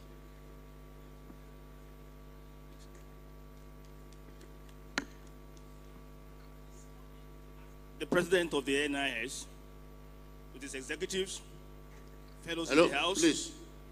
We want to guide ourselves, no time. I'm giving you just 1 minute for your question. It's okay. You are even using my time already. Okay. I'm not asking any question. My name is S.A. Taiwo. I'm not asking any question. I just want to make an observation to this presentation of Savio Bello. It was a very good one, and I want to really commend all presenters. We really enjoyed you. Thank you so much. Mr. Savio Bello proposed that we should have different sections in surveying and mapping. He mentioned surveyors in the practice, in government services, and so on and so forth. Fine.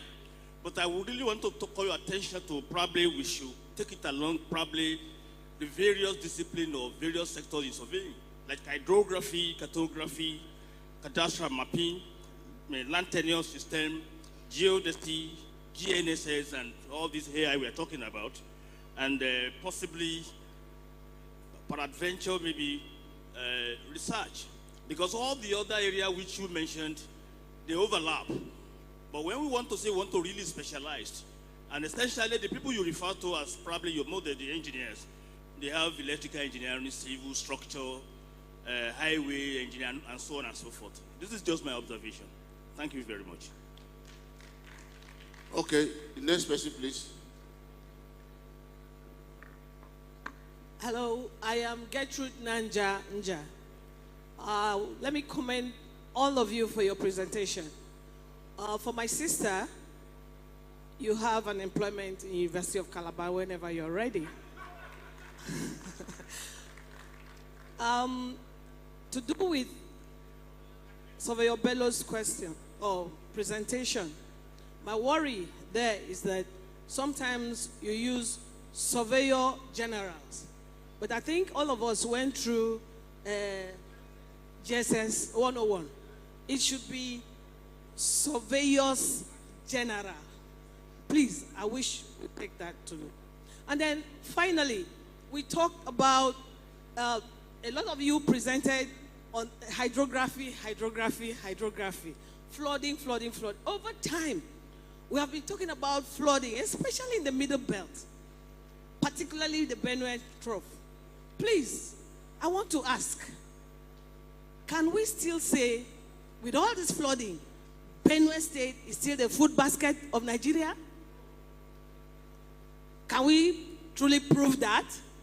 Because you have told us that flooding claims lives and property. So how come we still have Benue State as the food basket of Nigeria with all the insurgencies and all the flooding that's going on around that area? Thank you very much.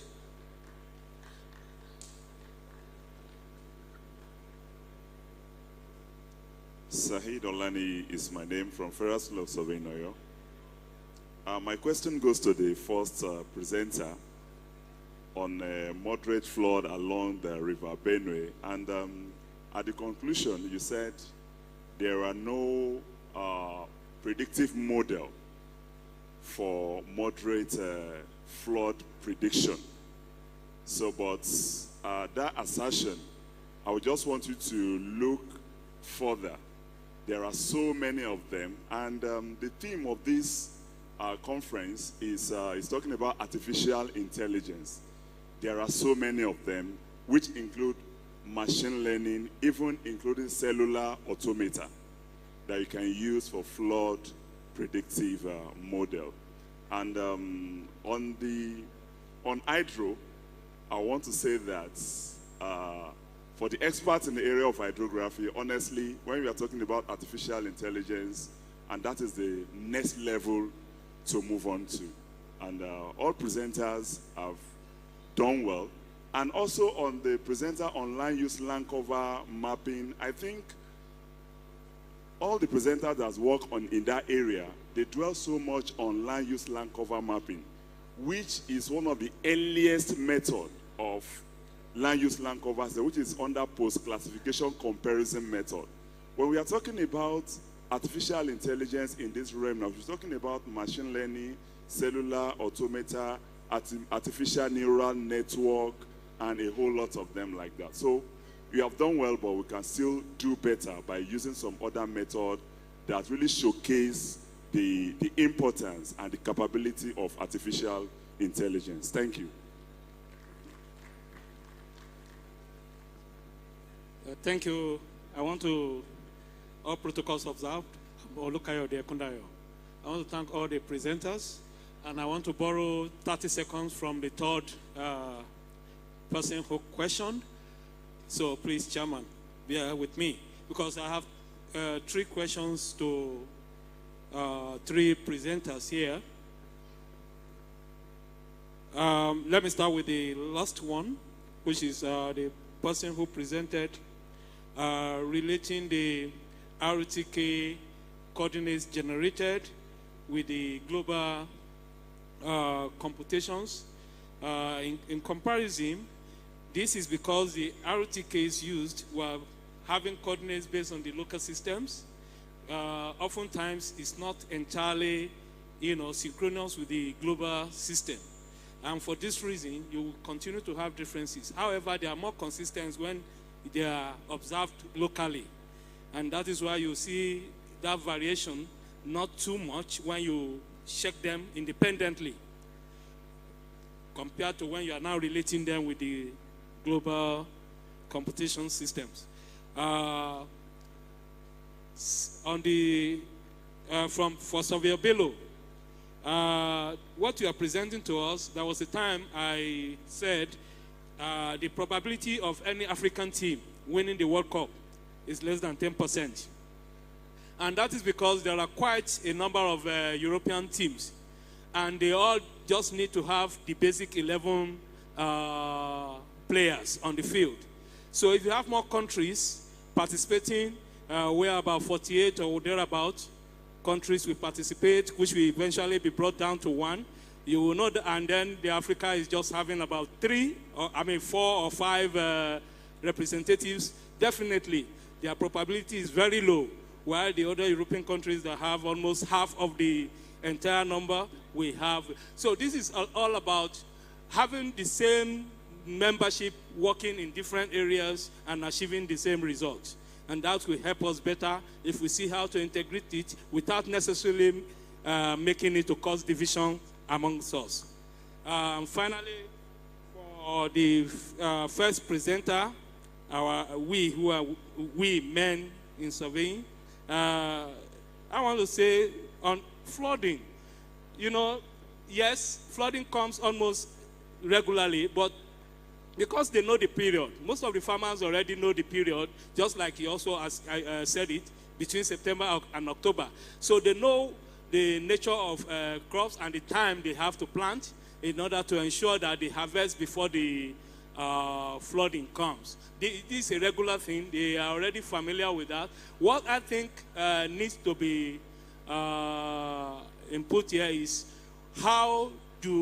what do they do in this period when we have this flooding? Because there is not much they can do to stop the flooding. Once there is heavy rainfall, the dams have to be opened so that they don't burst. So this will continue to come. But what can be done in those periods? And what kind of crops can survive flooding, so that after the flood have receded, they can still harvest something thereafter. Thank you very much for your time.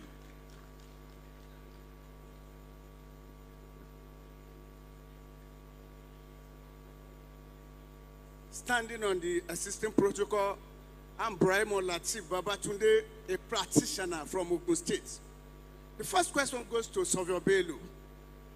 If your proposal is able to see the light of the day, are we really sure that we are not going to have role conflict? Then the next question goes to Savio Olorode, Olorode, sir. Sir, in your conclusion, you said if until SOCON has the political will to back and bite to control malpractices before some things can be restored or put in place, that is how I coin it. Where did we get it wrong from SOCON? Are we not having timbers and calibers that can stand the test of time? In SOCON, are we not having people in SOCON committees that can put it some certain things right? Where did SOCON get it wrong? Please, I need explanation. Thank you. Period.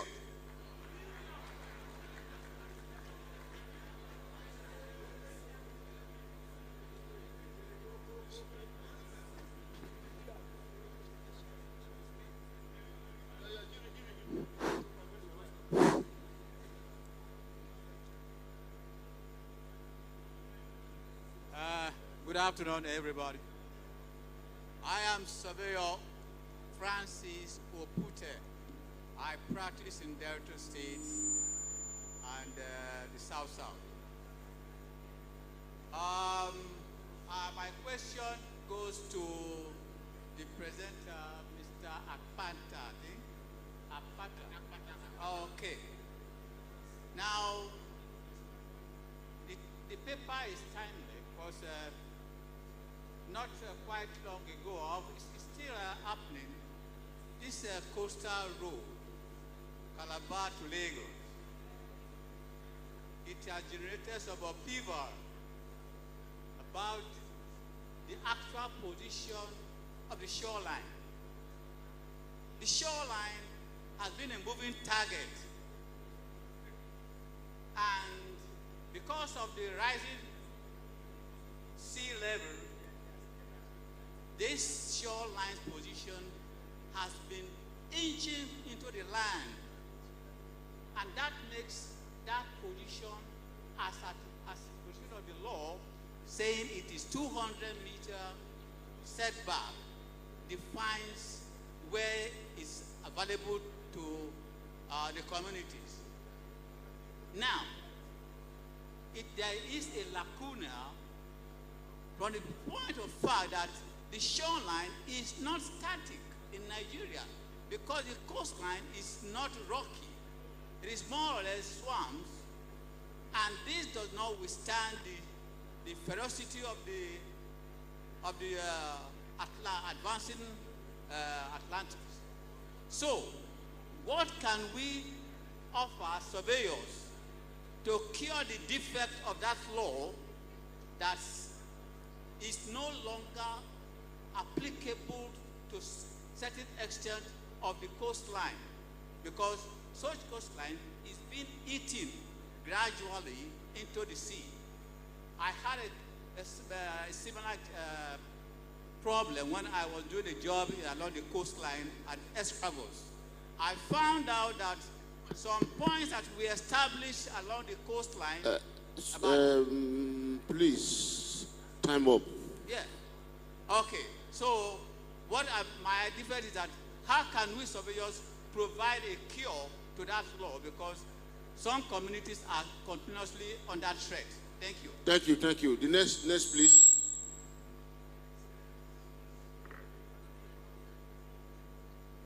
Thank you. My name is Sobio Garba Dalami Jain. My questions go straight to Oluborede that has talked about the different aspects of practice that he is looking at. So, but I want him to explain the dynamic of each practice in terms of surveying professions. And secondly, let me say in general terms, all the papers right from the morning session and to this session, we are working towards geospatial and artificial intelligence, geospatial mapping and artificial intelligence. I have it in mind that with all these technologies that we are having at hand now, how can it pass through our surveyors to acquire this technology and use it in terms of surveying practice? I have the idea that all our institutions, surveying institutions that we have in Nigeria, not only limited to NCPD, should have a short-term course or even a hybrid lecture like this, so that surveyors can have full knowledge, real practical application of all these technologies that we have at hand. Thank you. Thank you very much. Thank you. I'm GT Pepple, and my question first goes to Bello. I think the presentation you have, good work, but I think it's work that we need to look at very well, because I think in some areas there were cases of punctuations that it was somehow hurriedly done. Because the concern I have is, I've said this in the last AGN and I'm saying it now again, we are map makers. So our map must be readable. When you produce maps, if you have 4 maps to produce on a slide, let those 4 maps be placed evenly, so that you don't have this shrinkage. One map is on one side, the other one is on another side. You have 2 maps, you have empty spaces here about. Your maps, no scale, no title, your legend are not readable. It's a concern. Please, please. The other case here is for the presenter that gave something on land use, land cover, and he was making a specification for dates, where I saw a date of 1980, and I'm concerned that date that is 1980, from what repository? Is it Glovis, Edina, or Earth Explorer? I want to be sure, because the way we make this presentation, I'm concerned. I would love a situation where when we see presentations, let's have that declaration of the date, and as well the source of that imagery we are talking about, because it's not rocket science. Let's know, because in 1 year, you can have 10 data sets, 20 data sets, because the way they come here and do this land use and land cover presentation is worrisome. When you will now see 1980, 1990, 2000, and in some cases, we are not scientifically honest to even declare our data. I can tell you, if it is Earth Explorer, Edina, or Glovis, we don't have that data of 1980. Landsat MSS, if you are saying it's Landsat. So the nature of the data too should be discussed. We are surveyors. Let's not act as if we are geographers that we just gather data. And lastly, I heard where we interchange the use of kappa coefficient and kappa coefficient. And you are now seeing, when you say your kappa coefficient is 88 point something %, I almost ran out of the hall. Somebody help me. Please, because you are carrying me to where I don't know. And that's why I'm bothered. Finally, I will recommend, when we do change detection study, let's use spacing by date. Days. Let's know. If it is 1,000 days you want to consider, let's find out 1,000 days. so that we know. If it is 365 days, let's stick so that you will know when you are picking, because we just pick anything from anywhere. We are using multi-source data set, multi-platform data set, and we just gather everything. You want to mix apple, tomato, and strawberry, and you get a better result. In fact, you have even introduced error inside the work, and we should not be progressing in error. Thank you. Thank you, Doctor. I think we are done. Okay, there's somebody behind you. The members of the high table, the presenters. My name is Sobio Sunday Abal from Department of Surveying and Geoinformatics, Federal Polytechnic, Bauchi. Let me say something small before I go to this. Benue State. Please ask your question. Please, No time. Benue State still remain the basket of the nation. The first presenter, which is the remote sensing techniques to assess the impact of the flooding on the cropping and yielding list, that was presented by our sister. Well, the presentation was actually very much okay, and I was so much interested. But the factors that were being liberated in that, where I feel that there should be more factors that are affecting the flooding in that place than that. Since it is also linked to the rivers, I was expecting that something has to be done about the depth of the river in that particular area, so that with that, we now encourage that the flooding can also be controlled to some certain extent. So that is what I want. And the other presentation that presented at advancement of hydrography, you'll discover that in most of the academic institutions, hydrography has not been given a proper positions in there. And hydrographic surveying is very, very important. I think after these sessions, I think maybe I will see you. I want to discuss that because I'm very, very interested in the hydrography. Thank you very much. Yeah, thank you.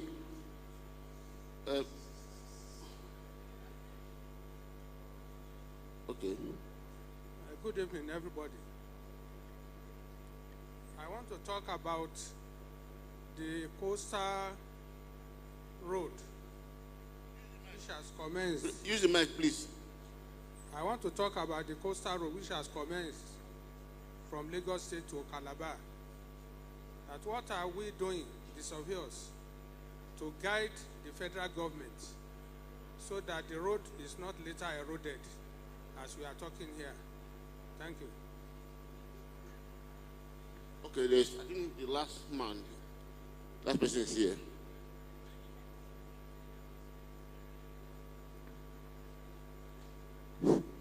Thank you, Chairman. I'm happy that I'm the last person, so nobody is going to talk after this. Chairman, sir, I want to thank all the presenters in the morning session and this particular session. But you all agree with me, Chairman, sir. We have been talking about project, research, application, but we are leaving one vital aspect out, which is policy direction and implementation. Last year we are all at Abuja. This year we are here now. We discuss, we make decisions, we talk so many things. Now we are here again. Now it's like what we talk about democracy. We define it. Now we are here. I can tell you that we cannot be talking about surveyocracy, program of the surveyor, by the surveyor, and for the surveyor. You must begin to go beyond that extent. That's the major problem we have now is that the implementation and policy direction, which is still lacking. And that is the reason why people from the sisters profession are making incursion into this profession. Either we like it or not, remote sensing, GIS, they are all becoming a tool for everybody. But the fact is this: we need to stand, we need to rise and begin to find a way to have a policy. Once you talk about mapping, whether you are using your car, you are using your motorcycle to do it, once you mention mapping, it is surveying. And there must be a policy direction that a surveyor must be involved. The program must be signed and by a surveyor. Or else, I can tell you that in most of our universities today, people in planning, in estate, in geography, they are all acquiring drone. For what? For what? To produce map, to do one thing. And the public, they are not interested. Either it is by a surveyor or so. They're looking at application. And that is why we need to rise now and begin to talk to the policymaker. If it will involve this house to sponsor one person to the House of Rep, we raise the money, let him be there. We begin to start the battle from there. We should be thinking of policy direction, policy implementation of the outcome of our conferences year in, year out. That's my contribution, Mr. Chairman, sir. Thank you.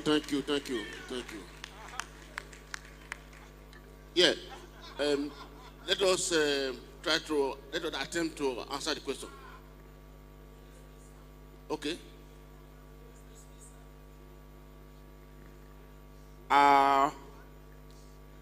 My president, sir, the House, we still have a program that's supposed to take us about 2 hours. And we are not going to spend that 2 hours. Since that program is interactive, that will involve almost all of us, with the permission of the president, I want to seek the indulgence of all members that we will suspend response from all the presenters until when we finish discussion forum, if we still have that time. Thank you very much, sir. I want to appreciate our chairman for this session, the timekeeper, the rapporteurs, and all the presenters for their wonderful presentations. And on that note, I want to invite to the high table our discussants for today. They are going to discuss on artificial intelligence and future of education in Nigeria, issues of curricula and professional practice in surveying and geoinformatics. The discussants are one, Surveyor Winston Ayeni, Dr. Lawrence Hart. Surveyor Winston Ayeni, when he was being nominated, we asked for the reason why he was nominated to be there. The person who nominated him said he doesn't need any introduction because we all know who is Winston Ayeni. He's a retired but not tired from the service of the Cardinal Polytechnic, and one time the Registrar of Surveyors Council of Nigeria. And he's also a board member of the International Federation of Surveyors in Nigeria. Please, sir, we want to see you upstairs.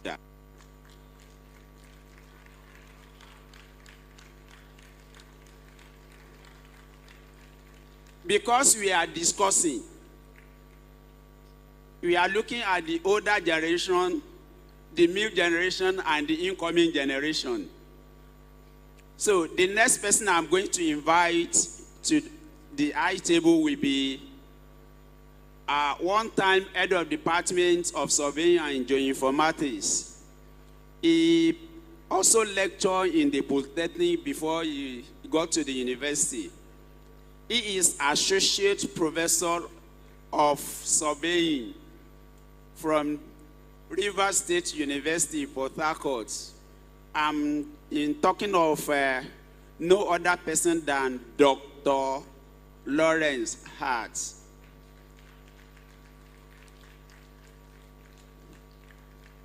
Also, to join them in the discussion, you say we are looking at the older generation, the middle one, and the incoming one. One very vibrant lecturer who within 1 year, let me just say, he's a vibrant lecturer. He was with Federal University of Technology about few years ago, and now with University of Benin in Edo State. Well, when you see him, you see he's very agile. look like a small boy, but you know, he is in academics too. I want to invite to the high table too, Dr. Joseph Odumosu.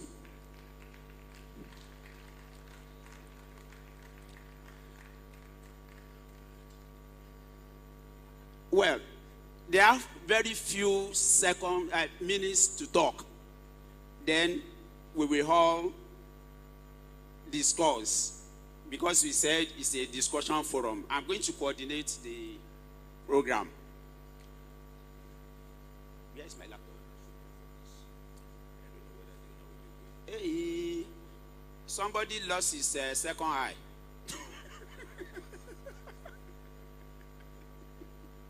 Please, if you are looking for your eyeglass, just have it here.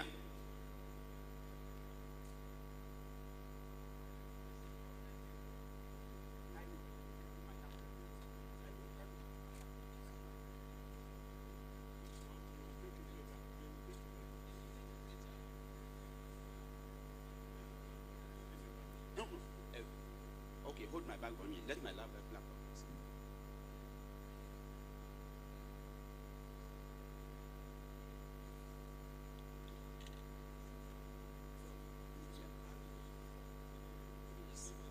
Yes, I'm going to ask questions.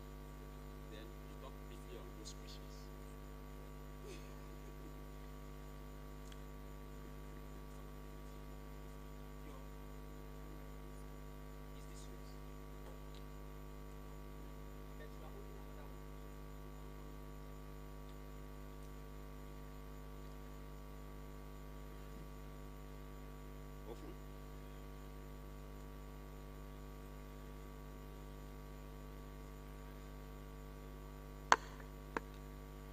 Yeah, very important to us.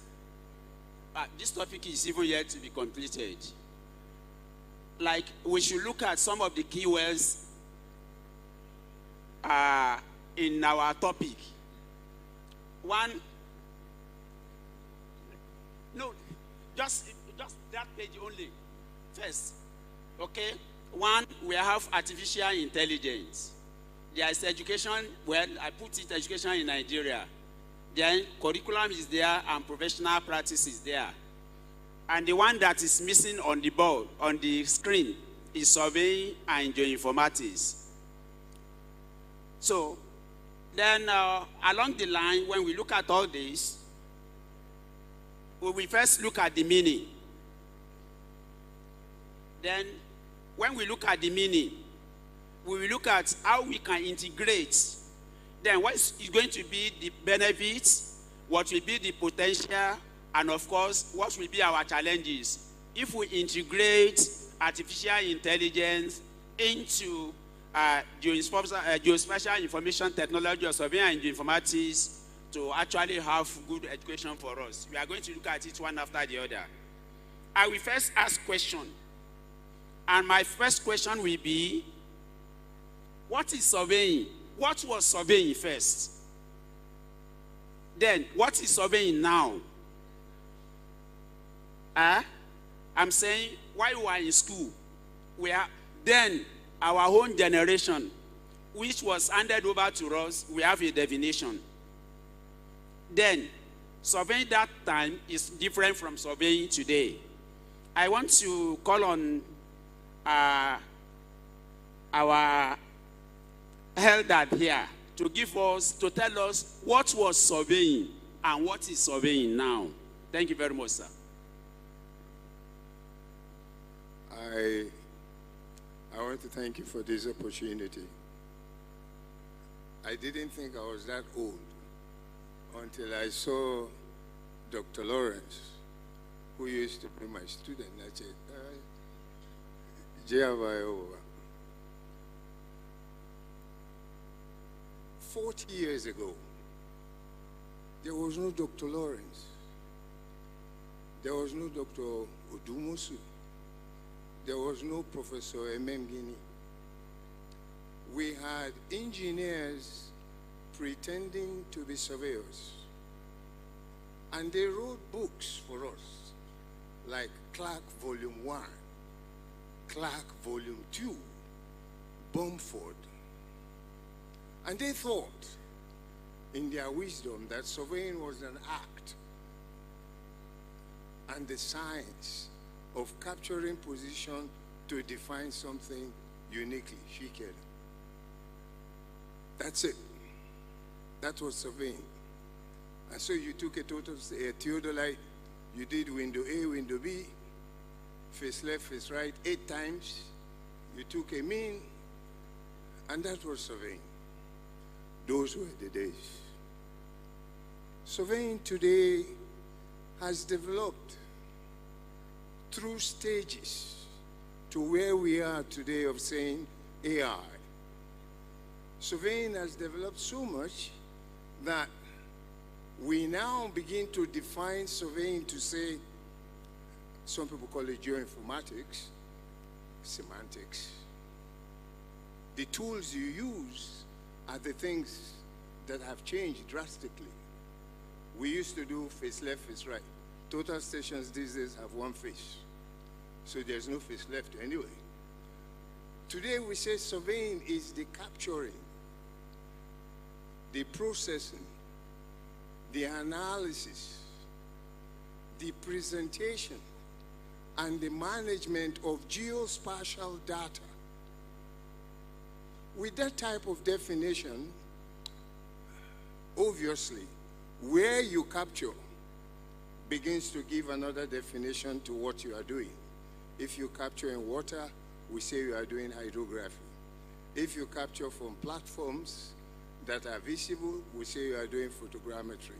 If you capture from platforms that are not visible, satellites, we say you are doing remote sensing. If you capture from already existing data and you analyze and present, we begin to say you are doing GIS, Geospatial Information System, or you are doing digital cartography. This is where surveying is today. The tools that we call AI, they've been around. They've been around. Over there in Leica, there is a tool that has a reflector that can turn around 360 degrees. It's been around for more than 10 years. I teach it in instruments in Kaduna. That is what surveying is today. Incidentally, in the Office of the Surveyor General, all these different branches that I just called, they are all classified as surveying, as opposed to those days when there was photogrammetry, there was carto, and there was surveying. Thank you.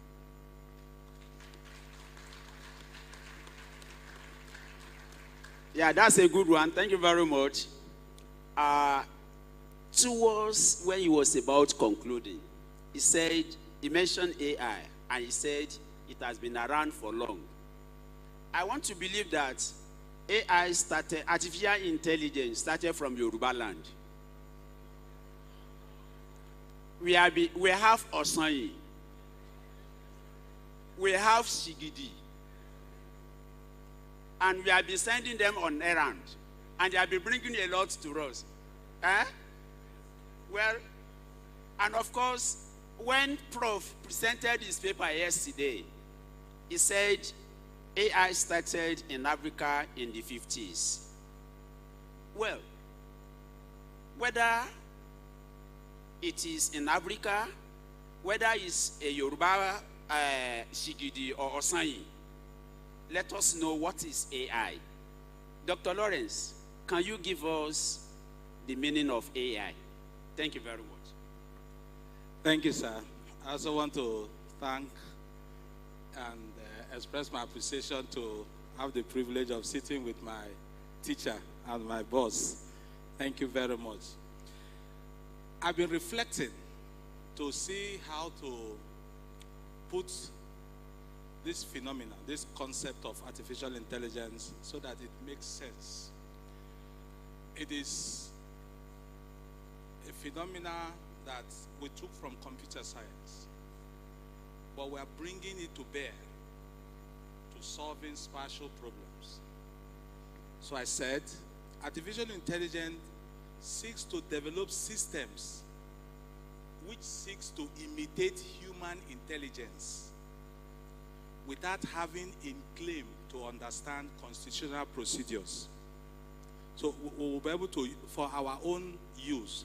So it's the development of systems that seeks to imitate human intelligence without the claim to understand constitutional procedures.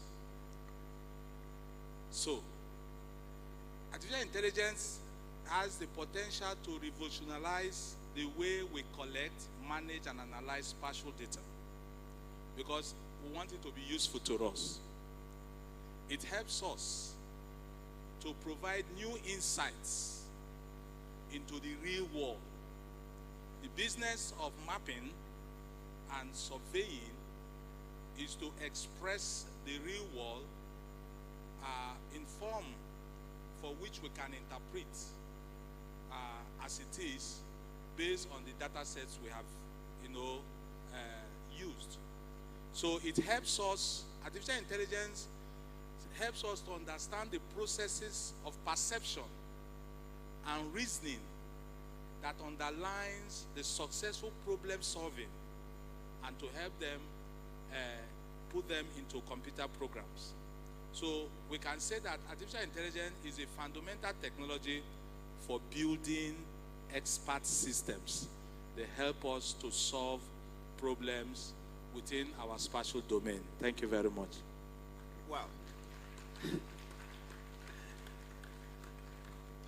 It's an associate professor talking. And of course, he has introduced another things, injected another things into the next things that we need to know about. He talked about expert system, meaning that he has started giving us about what we need to know about that particular one. But meanwhile, we are talking about education.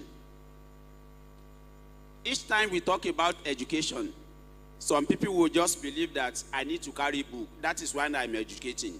I should speak big grammar. Then that is what some people believe to be education. Whichever way, I want Dr. Odumosu to give us, since we know about surveying, we have known about artificial intelligence, I want us to tell us about the education of surveyors in Nigeria. What is actually happening along that line, sir? Thank you. Thank you, sir. A very good evening to each and every one of us. Standing on existing protocols, I feel extremely delighted and elated to be here. I also want to say that probably I may not be the best person to be here because I have lots of fathers in the house, grandfathers in the house. But we'll just share from the little knowledge that we have, having been a teacher for a few years, at least more than a decade now. Surveying and geoinformation education in Nigeria is basically aimed at training personnel that have the required technical knowledge, practical proficiency, and scientific awareness to be able to develop maps or produce maps that will solve geospatial problems.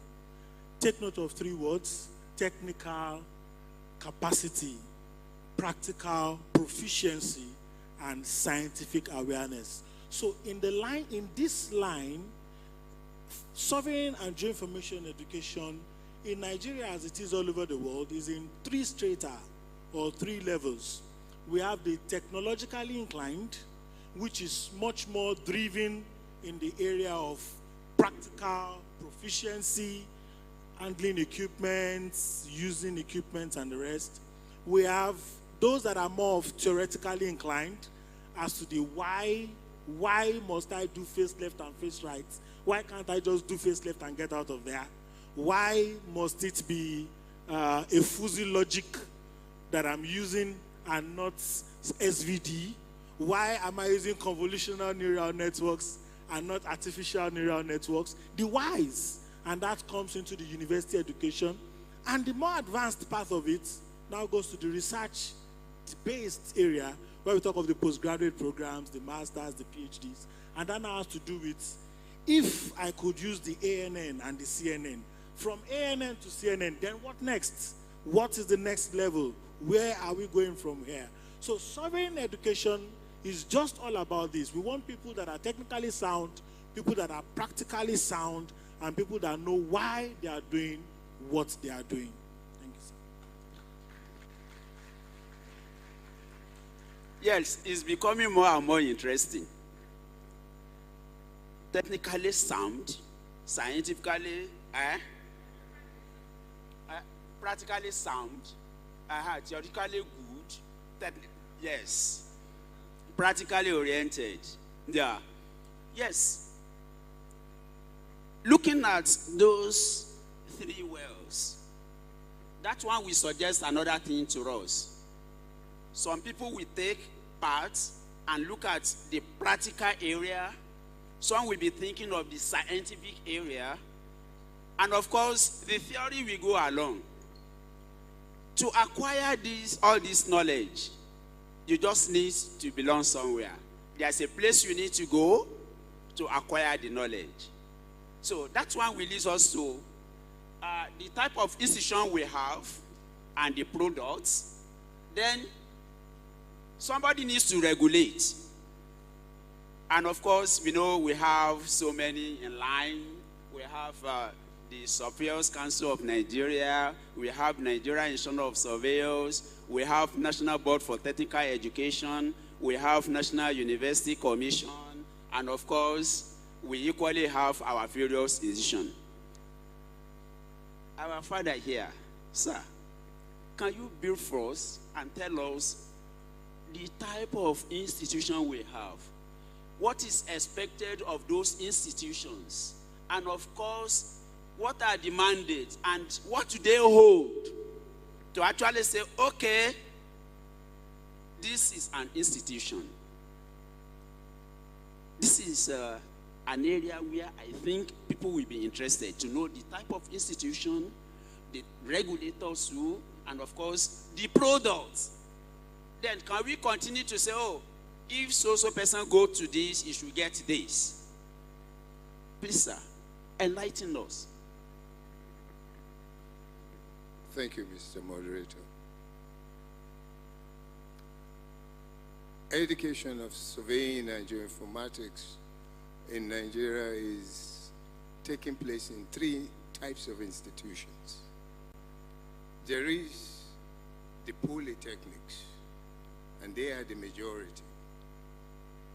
Within the polytechnics, there are basically two types of qualifications that are obtained in those institutions. The first institution is the national diploma, which is obtained after 2 years. After a year of practical service, the candidate can come back and do what is called the higher national diploma. That's with the polytechnic.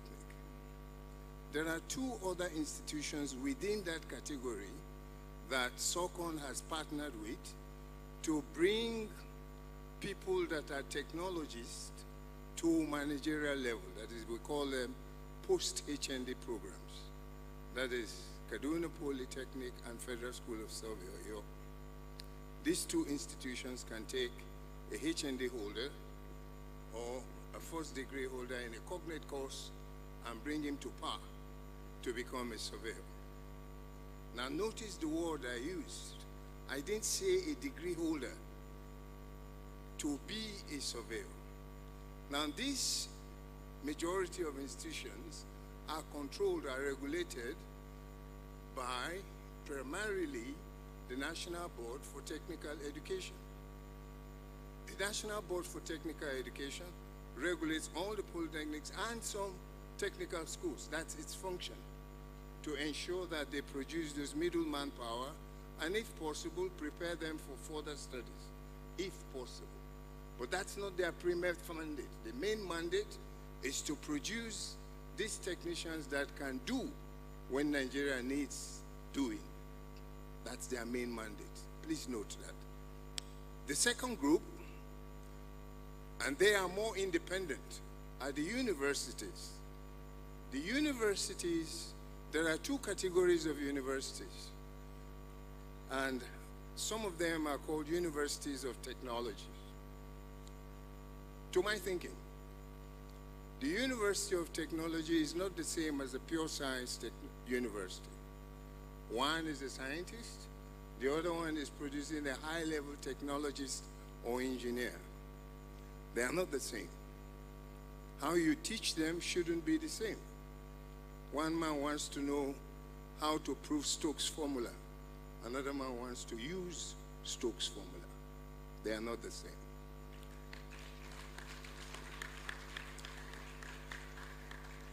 Now, the universities are not there to produce surveyors. That's not their mandate. The mandate of producing surveyors is SOCON's mandate. SOCON is the regulatory body that is to produce people within that industry called surveying. Today we say surveying and geoinformatics. It is SOCON's mandate. SOCON's mandate is not to say your degree is good enough for BTech or BSc. That's not its mandate. SOCON says this your degree is good enough such that your product can be a pupil surveyor. Whether he becomes a PhD or he doesn't really make it, that's not SOCON's agenda. That's your university problem. SOCON also looks at the polytechnics and says, okay, polytechnic, you are teaching people how to do. These people that are doing HND, SOCON has found that, okay, what they are doing is good enough to make them technologists. They are not pupil surveyors. They are technologists. And it looks at the ND holders and said, these are the pawns if you play chess.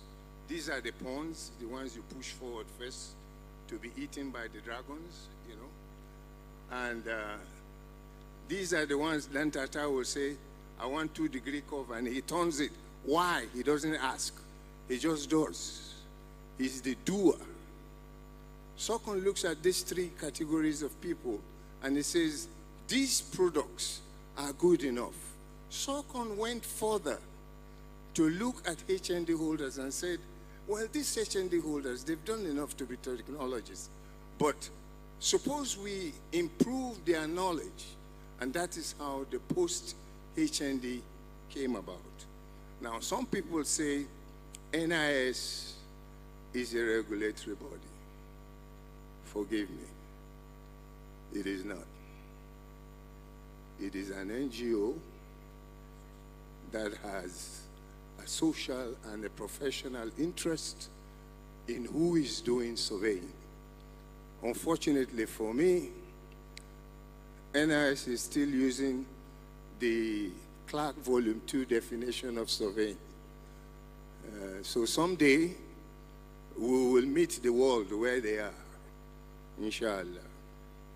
So these are the bodies that are concerned about the products from institutions, and these are the products that come out of those institutions: technicians, technologists, pupil surveyors are the three products that come out.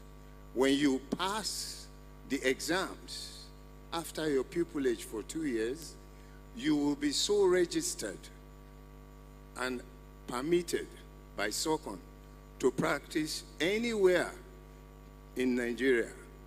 Under two categories, I know some of my colleagues have some concepts. It is quasi-illegal. The two conditions are resident and non-resident. You are resident in a place if you stay in that place. You get an office, you practice. If you are non-resident, you will have to see the Surveyor General of the state where you are, report, and you will be so acknowledged and you practice. That is by law. Of course, some states are doing some things, and we turn a blind eye to it. Thank you.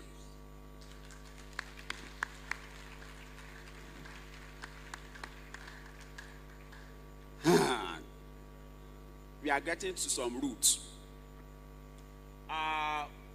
We have seen the type of institutions we've heard from him. And of course, you want to hear more about National Board for Technical Education and National University Commission. What are they to us, sir? Like I said, the National University Commission has the most liberal. It has what is called academic independence with universities. In other words, teach what you want to teach. We will come and see what you are teaching. If it fits the national agenda at that epoch, T, we will so acknowledge. In other words, they've not put in a clause that you must do this. No, they've not done that. So there is that independence for universities. Now, of course, like I said, there are two types of universities. The technical universities shouldn't be training people the same way the science universities are training. One is science. It's like somebody who goes to Ohio. Ohio trains you as a scientist. University of New Brunswick trains you as an engineer. There are two different programs, but they teach the same movement of the earth. Okay? Now, National Board for Technical Education, it goes beyond polytechnics. It deals with colleges of technology. It looks at vocational training also. But for this, our purpose, because SOCON does not look at surveying as a vocation, you must come through some education, at least secondary school. Now, in secondary schools, MBT ensures that they do some geography and preliminary elementary surveying, change surveying, map reading, through geography. This is what those two regulatory bodies do, and they stay within their mandate. Now, of course, there is an MOU between SOCON and MBT to say, look, let's not duplicate our efforts. It's the same federal government.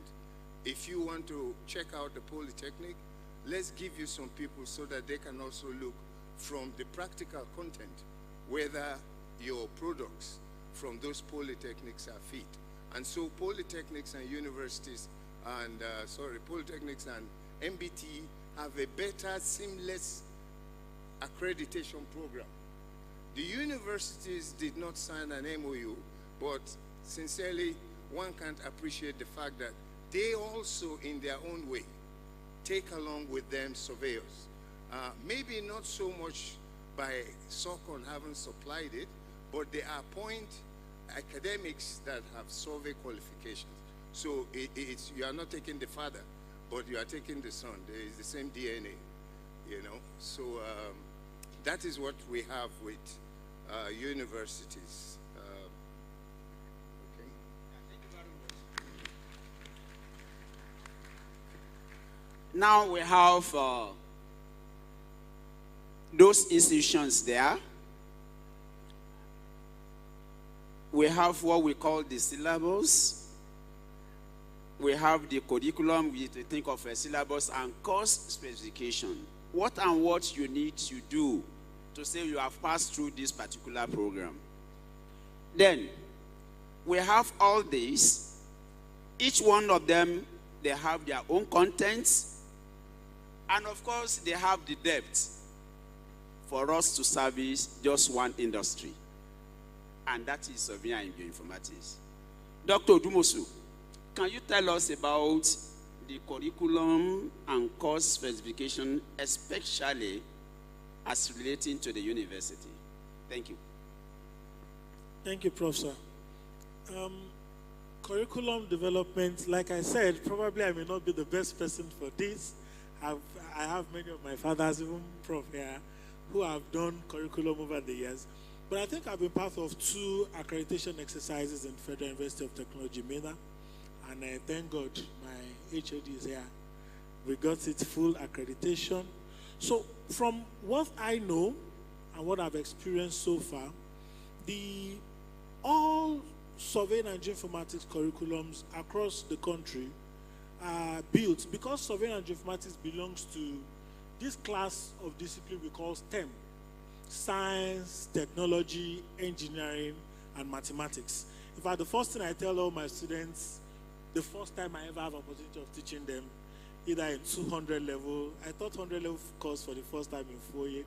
I never taught 100 level for a long time. But the first thing I tell all my students is that welcome to the Department of Planetary Science and Spatial Mathematics. Because the truth is all we are doing is physics and mathematics. Planetary physics and spatial mathematics. All we are doing is physics and mathematics at advanced level for positioning. That's all we are doing. So we are in science, we are in technology, we are engineering, and we are mathematics. And because this is what we are all about, then 3 basic things every university curriculum, and even the polytechnics, aims to achieve. The first thing is they want you as a graduate of surveying to have general knowledge of your environment. And that's why every curriculum will involve GSTs. And they always tell you to take an elective, general science, general studies. You always do some GST courses, the Nigeria people and culture, use of language, and all those blah, blah, blah, and blah.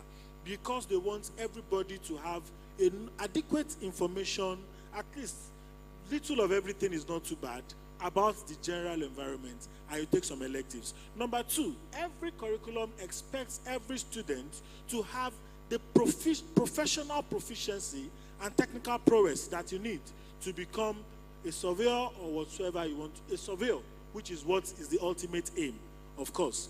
And to do that, we have the core courses. You have the CC, core courses. Some of them are 3 units, some of them are 2 units. But the intention is just to make sure that you have sufficient skills and knowledge to be able to do what you want to do. And finally, every curriculum wants you to have sufficient knowledge of research. And that's why you always do research methodology and you write a dissertation. It's important. These are 3 ingredients of every curriculum. Now, the overall objective of the curriculum is to make sure that the student or the candidate comes out of that institution, be it the polytechnic or the university, with enough skills to discharge his duties as a surveyor. Now, for the university system, before now we were operating what we call the BMAS. BMAS is an abbreviation for Benchmark Minimum Academic Standard. And for my fathers who are here in the academia, we know one of the major, in fact, many of us the belief of most people in the industry is that the university curriculum is outdated. What do you tell me? Why are you still teaching photogrammetry? In fact, I met a student sometime and he told me the first time I was to take Astro for 200 level after so many years, the student said, "Sir, why are we doing this course when there is GPS?" I said, did you invent one GPS? Did your father invent one? And most of the time, the worry is that the curriculum is outdated. But I want to put it towards that it is not outdated. The BMAS were the conventional and foundation courses which developed and metamorphosized into what we have today. So what we now moved from the BMAS in the university curriculum to what we now call the CCMAS. The CCMAS is the core curriculum minimum academic standards. And what the CCMAS has just done is that all what we had in the BMAS was sort of collapsed into 70%, because for every university, for students to graduate, we all will know that there is what we call the minimum graduation requirement. So we have collapsed everything that was in the BMAS, was looked into critically. Professor Dewu is not here, was critically looked into and compressed into 70%. And that became the 70% that every university must have for uniformity. Then the remaining 30%, the department is at liberty to look for issues that are state of the art. I could remember at the time they were talking about the CCMAS in Footspinner, they were talking about things like taking courses on Internet of Things. Some schools would talk about taking courses on artificial intelligence and surveying. So the idea is that the remaining 30% of the curriculum, we can now continue to update it in line with trending events. And be that as it may, one good thing the university does every 5 years is that there's always an academic brief. And the essence of the academic brief is one, to review the curriculum. What we have been teaching the students in the past 5 years, is it still relevant? Do we need to add new things? So I want to say that the academia is not standing aloof. Neither are we acting in isolation from the realities of the industry. Rather, time to time, we keep seeing how we can update our curricula to make sure that it is relevant to the society. Thank you. Well, at the committee level, why we are inviting, I don't know why both of them even came in along the way, but they were here. He has brought another issue. BMAS, CCMAS. Fortunately, I belong to two universities now. In a particular university, they said, you see that CCMAS they are talking about, we push it aside. And they continue with their BMAS. Another university, where I belong to also, say, federal government say we should do this, we are doing it. Dr. Lawrence, these two issues are becoming more controversial. How do you think we can handle this case? Thank you, Mr. Moderator. I want to say that particularly for CCMAS, it's something that turned out positive and negative vibes. I was talking with my father before, so he said positive and then wahala, but positive and negative vibes. We can talk about the issues of the CCMAS for a long time. But can I say something? That this CCMAS, as wonderful as it is, has been able to provide a basis of decoupling. If you go to the Faculty of Environmental Sciences, in fact, the Department of Architecture is now a faculty.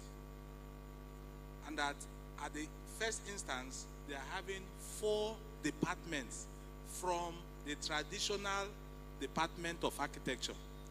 In fact, when ARCON, that is Architect Registration Council, comes for accreditation, the basis for giving full accreditation is that universities must commit themselves that the Faculty of Architecture will start immediately. That has happened in my university. So a fallout of the CCMAS is that departments can be decoupled, and that will provide more specialization, give us more opportunity to have inroads, have new vistas, and all of that. The medicine had been broken. We now have a Faculty of Allied Medical Sciences, like, what do you call it? No, Medical Laboratory Science. They are a faculty now, and all of that. Faculty of Engineering, we can't overemphasize it. You find out that agricultural engineering has been broken down into environmental engineering, electrical engineering, traditional electrical engineering have been broken down to electronics engineering, and all of that. So one of the things we can leverage in terms of the curriculum is to also begin to think about how we decouple to be able to provide us more space, but to be able to provide that veritable service in spatial problem solving. And this is one of the issues NIS, SOCON will begin to look into. And then we can now raise advocacy to NUC and all of that, so that we can be able to break up and yet be able to provide these services to the extent that we can create the necessary impact that we ought to. Now, part of what my brother and friend Odumosu was trying to look at, we found out that the CCMAS provided us that we should have 30% input. That 30% is supposed to be indigenous. It's supposed to be unique to each university in their location. That is another opportunity to be able to bring in, courses that we can enhance the capacity and visibility of the surveying department. And I think that when we take that into consideration, we can find out that we are going to have more rooms to use that 30%, as small as it is, to be able to create an unusual impact in the geospatial technology space. Thank you very much. Yeah, thank you very much. Another issue has actually come in. And you remember last year, at a discussion forum like this, we have the issue of surveying should be in engineering, surveying should be in environmental. And another issue now said that, why can't we be on our own as a faculty?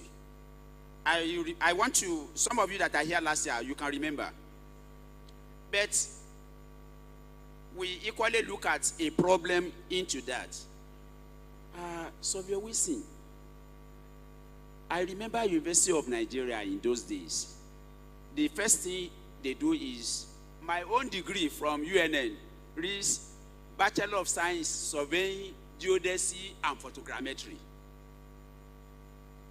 And you know the intention that time, like each of those disciplines can be a department when we become a faculty. Is it possible for us in surveying also to do like what architecture is doing? What are the challenges? Well, it is possible.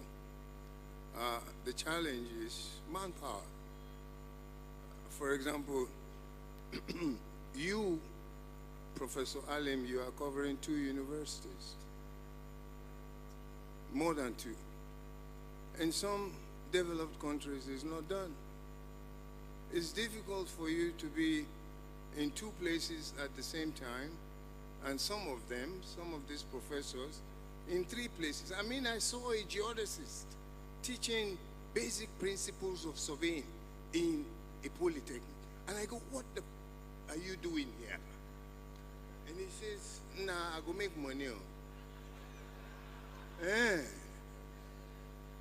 Now money you want to make. If I go sell Gary, as we speak in this country, forgive me, those of you that are in the universities, we do not have 2 people with a PhD in cadastre. No, we don't. We don't have from any university, surveying and geoinformatics department, 1 person with a PhD in digital cartography. The one man we had in Enugu who was struggling with hydrography is retired. And I saw him sitting at the back of the class.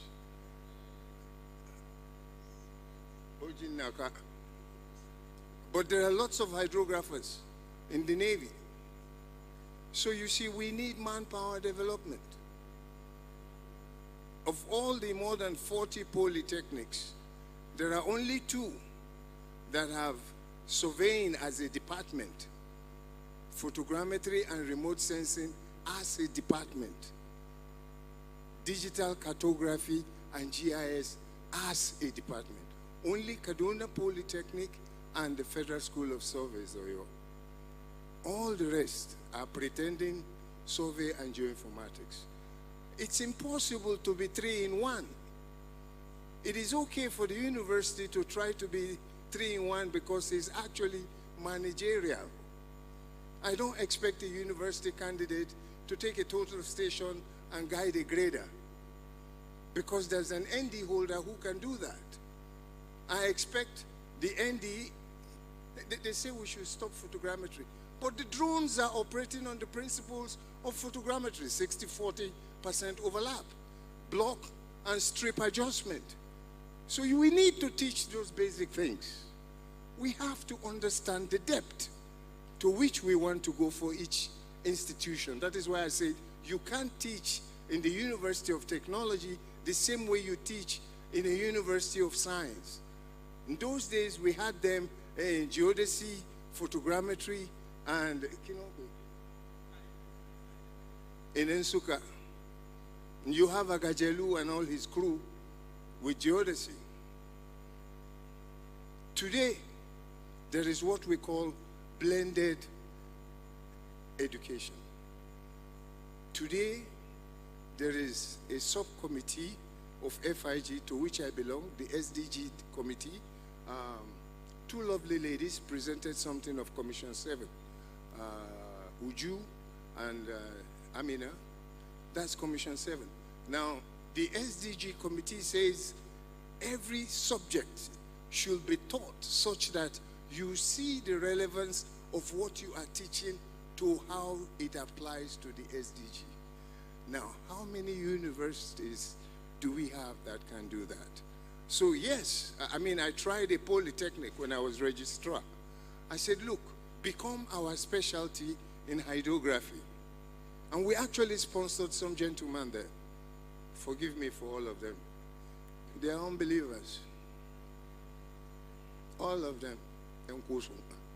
They are unbelievers. They didn't see what I saw. At that time, IHO wanted Nigeria to have a school. The Navy has eventually got it now. But we need these specialties. If we have those specialties, yes, we can have a faculty. They have faculty of landscaping in architecture. They have all kinds of, any small corner is a faculty, is a department. We have also the same thing. We have the same. We have the same. We can. But do we have the manpower? We don't. I'm sorry to say, we have a lot of manpower, but we don't have enough to make us credible enough. Thank you.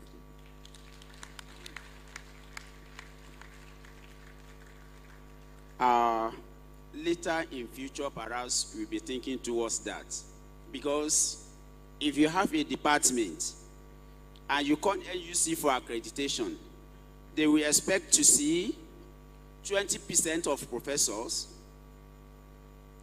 35% of senior lecturers, and of course 45% of other lecturers. If you fail to meet that, closure.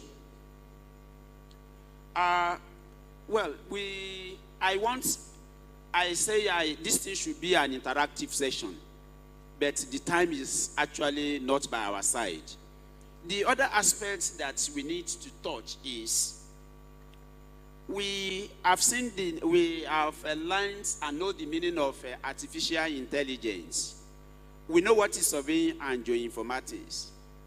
And some of the presentation here talk about integrating artificial intelligence into surveying and geoinformatics. And we know that this thing is possible. Now we have what we call Geo AI, that is Geo Artificial Intelligence. Just look at it. So, if we integrate artificial intelligence into surveying and geoinformatics, Dr. Lawrence, what will be the potential of doing this? Thank you. All right, quickly, I just want to say that for the dynamics of AI, we are faced with lack of available large data sets. Because the AI algorithms will require large data sets to train and learn from. Because we said it's a system of mimicking the intelligence of humans. So it is not something that we do with just few data sets. In fact, we need to build a basis. Another challenge, again, is inadequate infrastructure at institutional and private level to support the AI system. Because how many institutions, how many private persons can truly have the right infrastructure, the internet penetration system, you know, the huge workstations to be able to, you know, transfer these data sets and process them? It's huge. And so these are issues that we'll be contending with. The challenge of specialized knowledge and skill sets required. We need to go beyond our comfort zone. We need to learn new skill sets, because it is not just about, you know, the pictorials. If we want to truly commercialize the outcome of the use of AI in spatial problem solving, then we need to also step out to learn new skill sets in programming, in data analysis capacity and to be able to have this deploy in our business. Another point, and I would like to say this, there is a general apathy for mathematics and physics among students and general practitioners. You know, without prejudice to your feelings and with due respect, many persons are not here because you can't talk about AI algorithms without the basis of mathematics and physics. And when we talk about it, say, what is it? That apathy is an albatross. It's something that is affecting us and will affect us in our quest to integrate AI in our spatial system. Then again, I want to say that we need to have a robust plan for ethical and legal issues. It is not just about just taking that technology and then putting them. There are critical, ethical, and legal issues. Because when we deal with the issues of mapping spatial, using spatial data sets, we are dealing with data sets that have a dimensional consequence, that have the issues of, synchronizing heterogeneous data sets. You must be able to situate them within the legal milieu and then make sure that these data sets will serve our purpose as we will need to build on that. I would like to say that, again, the emerging technology and instrumentation in geospatial technology is huge. Looking at our economy is an issue. So we need to talk about building a synergy, collaboration to come in. But that is actually a missing gap. It's a huge gap in our practice in geospatial technology space. Because no one person, just very few persons, that can be able to acquire these support equipment, support systems, and all of that. Then again, for us as NIS, I want to say that we are slow in leveraging on emerging opportunities in the capabilities of the Geo AI. We are slow. My father just said here that over 10 years, the robotic total station is already in place. How many persons are doing that and all of those kind of a thing? In fact, even in SOCON, the instrumentation has not even been changed. We are still dealing with ranging poles, prismatic compass. They are good, but I mean, we know that these things are this. Then the other problem is the validation process. The validation process. How do we validate simulated data sets in the absence of critical geodetic infrastructure? These are the challenges that we will need to handle, and then to be able to see that we can integrate AI in our business. However, the benefits are huge. The benefits are compelling. It helps us in the optimization of our processes. Okay, thank you, sir. Thank you very much. Yeah. I said this, we want it to be an interactive program. What do we have to gain if we integrate artificial intelligence with geospatial information technology? If you want to contribute, we have very, very limited time. Can you please raise up your hand? Nobody. Okay, you want to close. Okay, 1, 2, 3.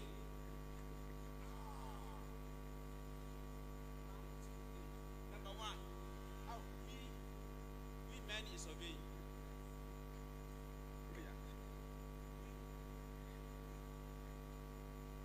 1 minute. What happened?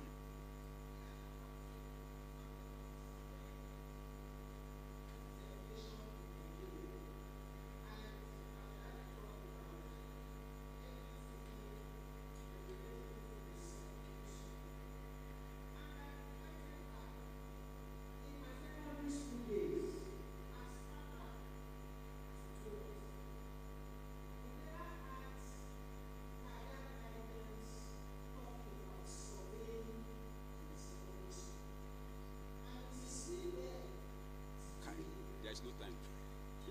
It's an issue.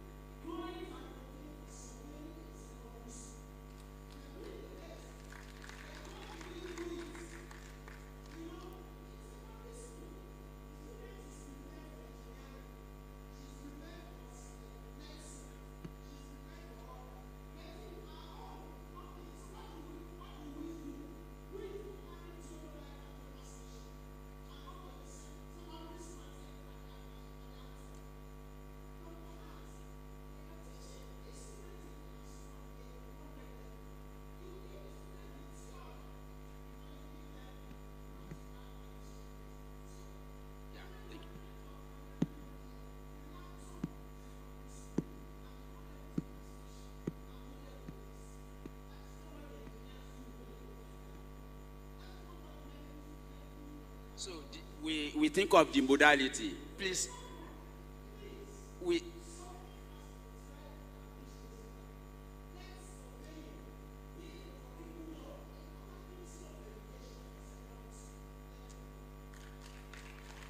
that's a suggestion. Number two.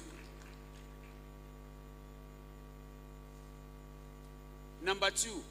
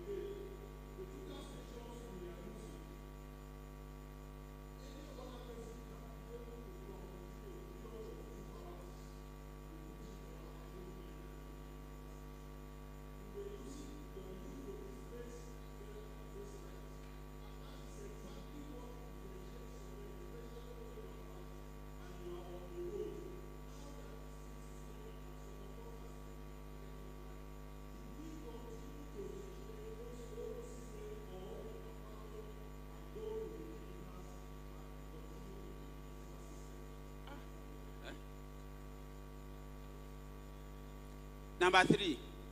No, look at him here. Prof.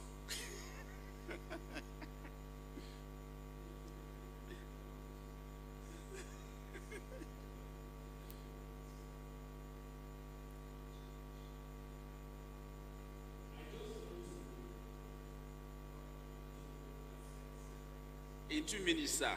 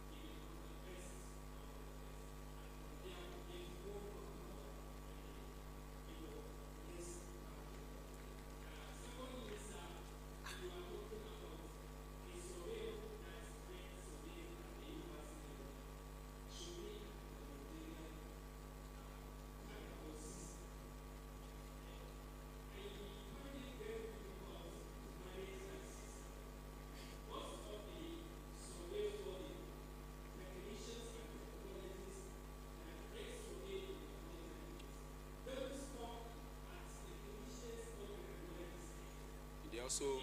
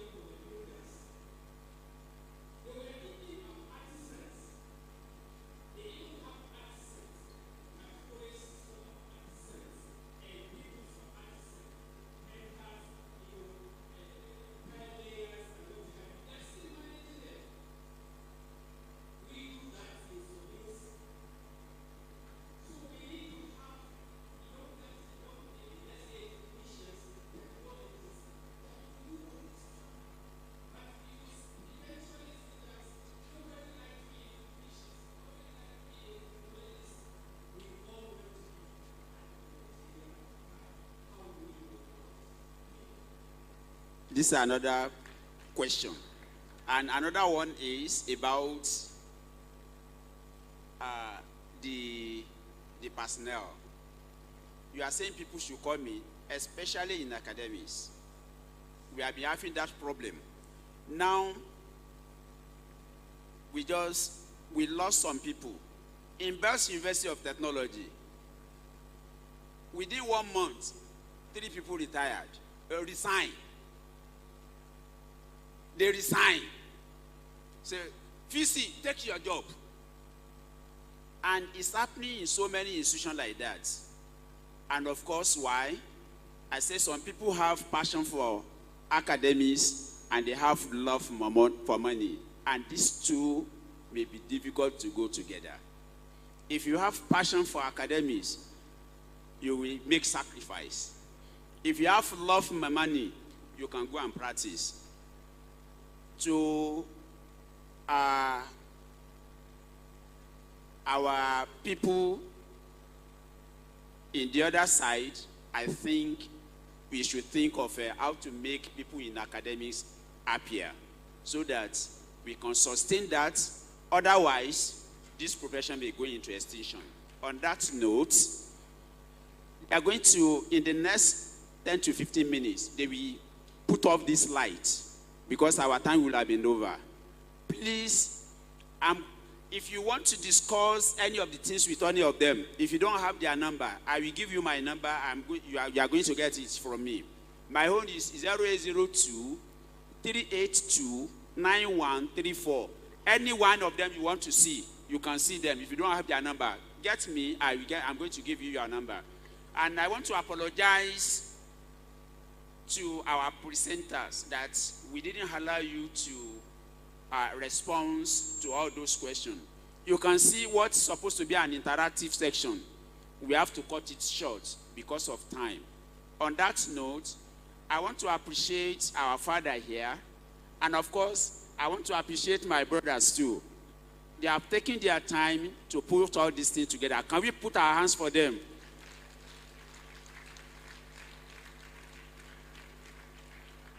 And lastly, I appreciate God who has given us the opportunity to have a successful program. Thank you very much. Thank you, sir.